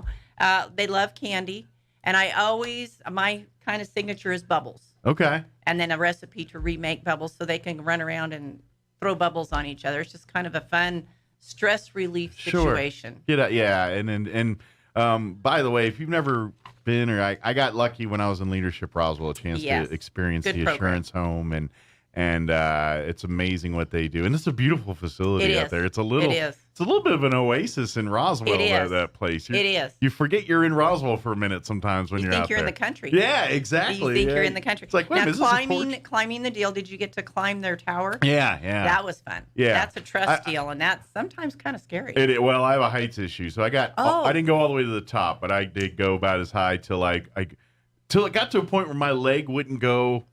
Like I was like, I don't bend that way. Your body says, wait a minute. I wouldn't do this on the ground. I'm not doing it 30 feet up in the air. So every luncheon we have what we call a door prize. This last door prize was a basket full of fall goodies. Okay. And our lady that won it, let's see, it was on here, but I don't see her name. Anyway, it's 6 tickets for $5. That money goes line item to our scholarships. Okay, for the kids' scholarships. We give scholarships away, like 5 every year, to high school kids. And it's kind of sweat equity for these high school kids because they are earning they're kind of like interns a little bit for the Republican women, and so they're earning their keep. But they're earning their keep. Yeah. They're earning their keep. They come and give us a speech every now and then, and it's kind of cool. Yeah, but Very cool. But in that they learn, civics and government and how it runs and how the way the world works. So. Yes, sir. Yes, sir. So that's kind of my lineup at this point. Did I cover the whole 15, 20 minutes? Well, we got plenty. But don't forget, next Wednesday, 1 week from today, at the Roswell Convention and Civic Center. Again, what time does everything start? It starts at 11:30. 11:30. The doors open at 11:30. We start feeding usually around noon. $16 a plate. And they do ask you RSVP for the food and everything. If you just come in for the meeting, You know, 575-420-8455. Just call me. I don't bark. Well, sometimes I bark, but usually not for that. And of course, you can always shoot a message on the Chaves County Federated Republican Women's Facebook page. Yes, and we have an RSVP. RSVP now. It is RSVP ccfrw@gmail.com. So you just, the first letter of each Chaves County Federated Republican Women. Okay. And then RSVP in front of that, and throw us your name, and we'll have registration there so you can register and be a member of our group. We would love that because we do a lot more than just Republican stuff. Sure. It's a community. I love addresses to the older folks that are either in nursing homes or at homes because we write them notes. Yeah. They're older folks, and notes are the way they remember their world. Sure. Not phone and all of that. Well, older folks, and this is all of us. We're less comfortable connecting through technology. Yes, sir. Granted, more older folks do, some kind of Facebook or email, some kind of electronic. To stay in touch. Yeah. But for the most part, that's not their lives. That's not something they do. They're not like, generations where they're born with a phone stuck in their hand. Correct. This isn't, we're kind of on the bubble there. We got a foot in each world here. We are. But it really is, for that generation, it's not their thing, and they're not going to. So for older folks to be kind of isolated or shut in. So sometimes a note, a snail phone mail, call, and the a younger visit. ones are like, "Oh, what's this?" Yeah, they're like, "Oh, I can't read script. Yeah, let's start over." Well, and it's like it's so funny that you mentioned notes here. Just yesterday, I live over by the hospital, and there's a lot of. I don't live in a retirement community, but it just so happens there's a lot of seniors that live near me, and I live by a hospital. Just it tends to happen that way. Yes. But anyway, so our neighbor is elderly. They're in their 90s, very nice people and everything. But I always on trash days, I have to take our trash up to the corner for the trash trucks to get them. So I always bring, like when there's 2 empty trash cans, I always bring theirs back with me, and don't think nothing of it. I just do it.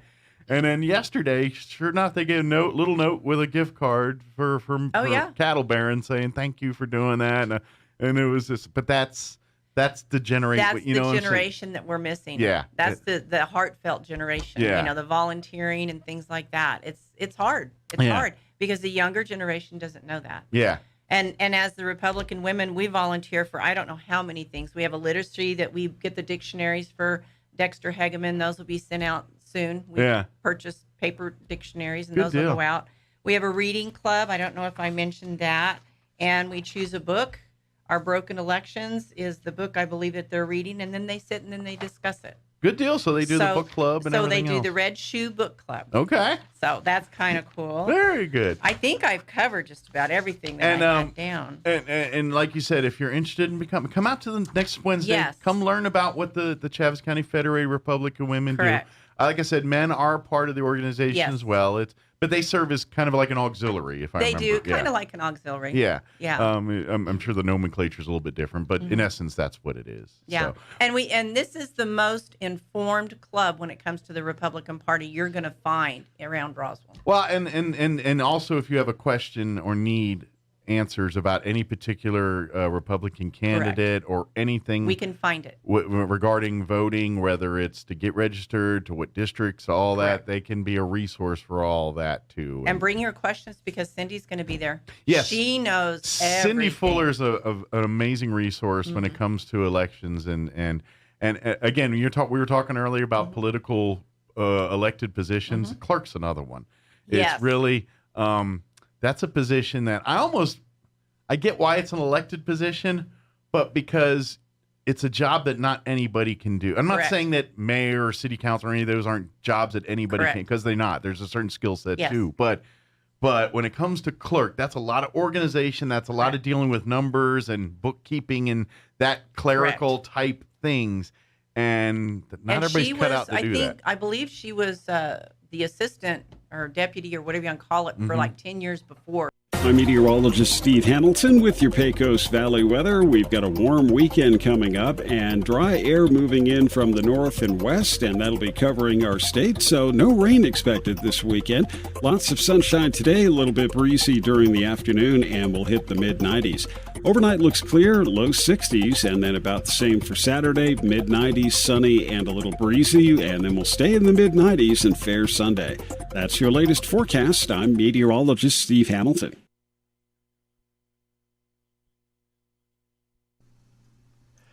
With the Wall Street Business Report, I'm Rich Thomason. A lower open this morning for Wall Street, the market extending its recent string of losses. Traders are bracing for a significant interest rate hike as inflation remains stubbornly high. A profit warning from package delivery giant FedEx, also hitting the market hard. The Biden administration moving a step closer to developing a central bank digital currency known as the digital dollar. Administration officials say it will help to reinforce the U.S.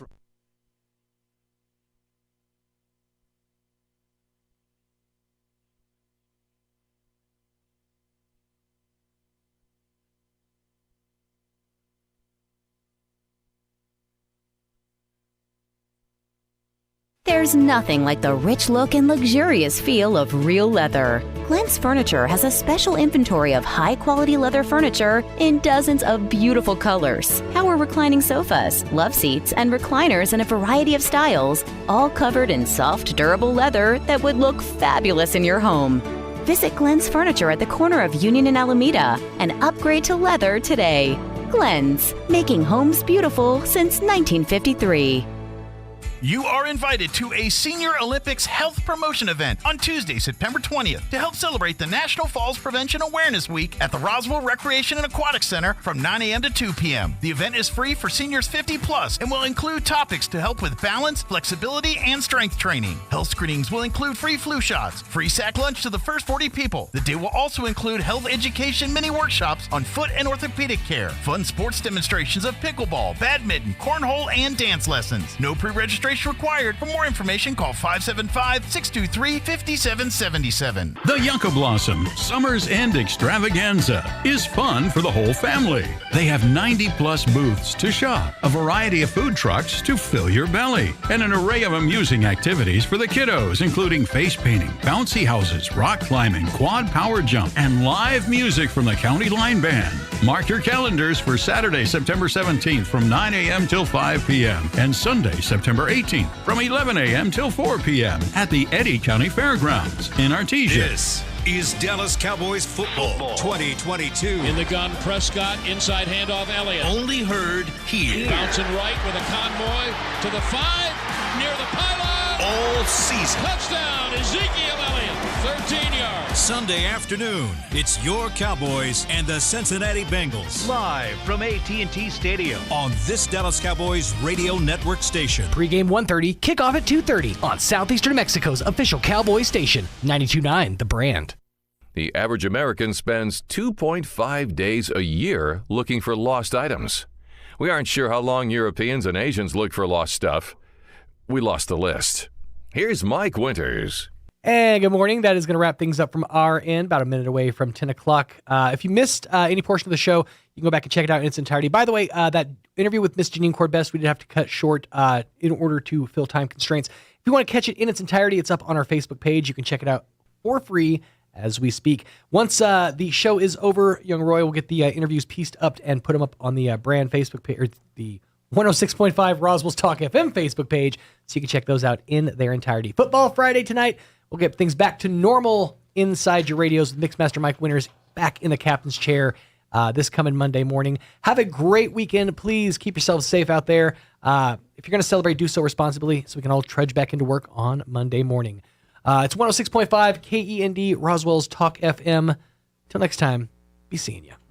On air and online, this is Roswell's home for talk radio, KEND Roswell. Breaking news this hour from townhall.com. I'm John Scott. Stocks are deep in the red on Wall Street, putting the market on track for another week of sizable losses. The latest discouraging news for traders came from corporate giants FedEx and General Electric, which warned about worsening trends in the economy hurting business. A veteran New York judge appointed to review documents seized in the FBI search of former president's Florida home. A special master has been named. On Thursday, U.S. District Judge Aileen Cannon empowered Raymond Deary to serve as an independent arbiter in the investigation into classified government documents found at Mar-a-Lago in early August. She set a November 30th deadline for his work. Deary is a former federal prosecutor for the Eastern District of New York and a former chief judge of the federal court based in Brooklyn. He served on the Foreign Intelligence Surveillance Court that authorizes wiretap applications. Although the Justice Department opposed the appointment of a special master, both the DOJ and Donald Trump's lawyers have said Deary was an acceptable choice. Jennifer King, Washington. Also at townhall.com, in the latest protest of Biden administration border policies, Texas Governor Abbott has sent 2 buses of migrants to the Washington, D.C. home of Vice President Harris. And Florida Governor DeSantis sent 2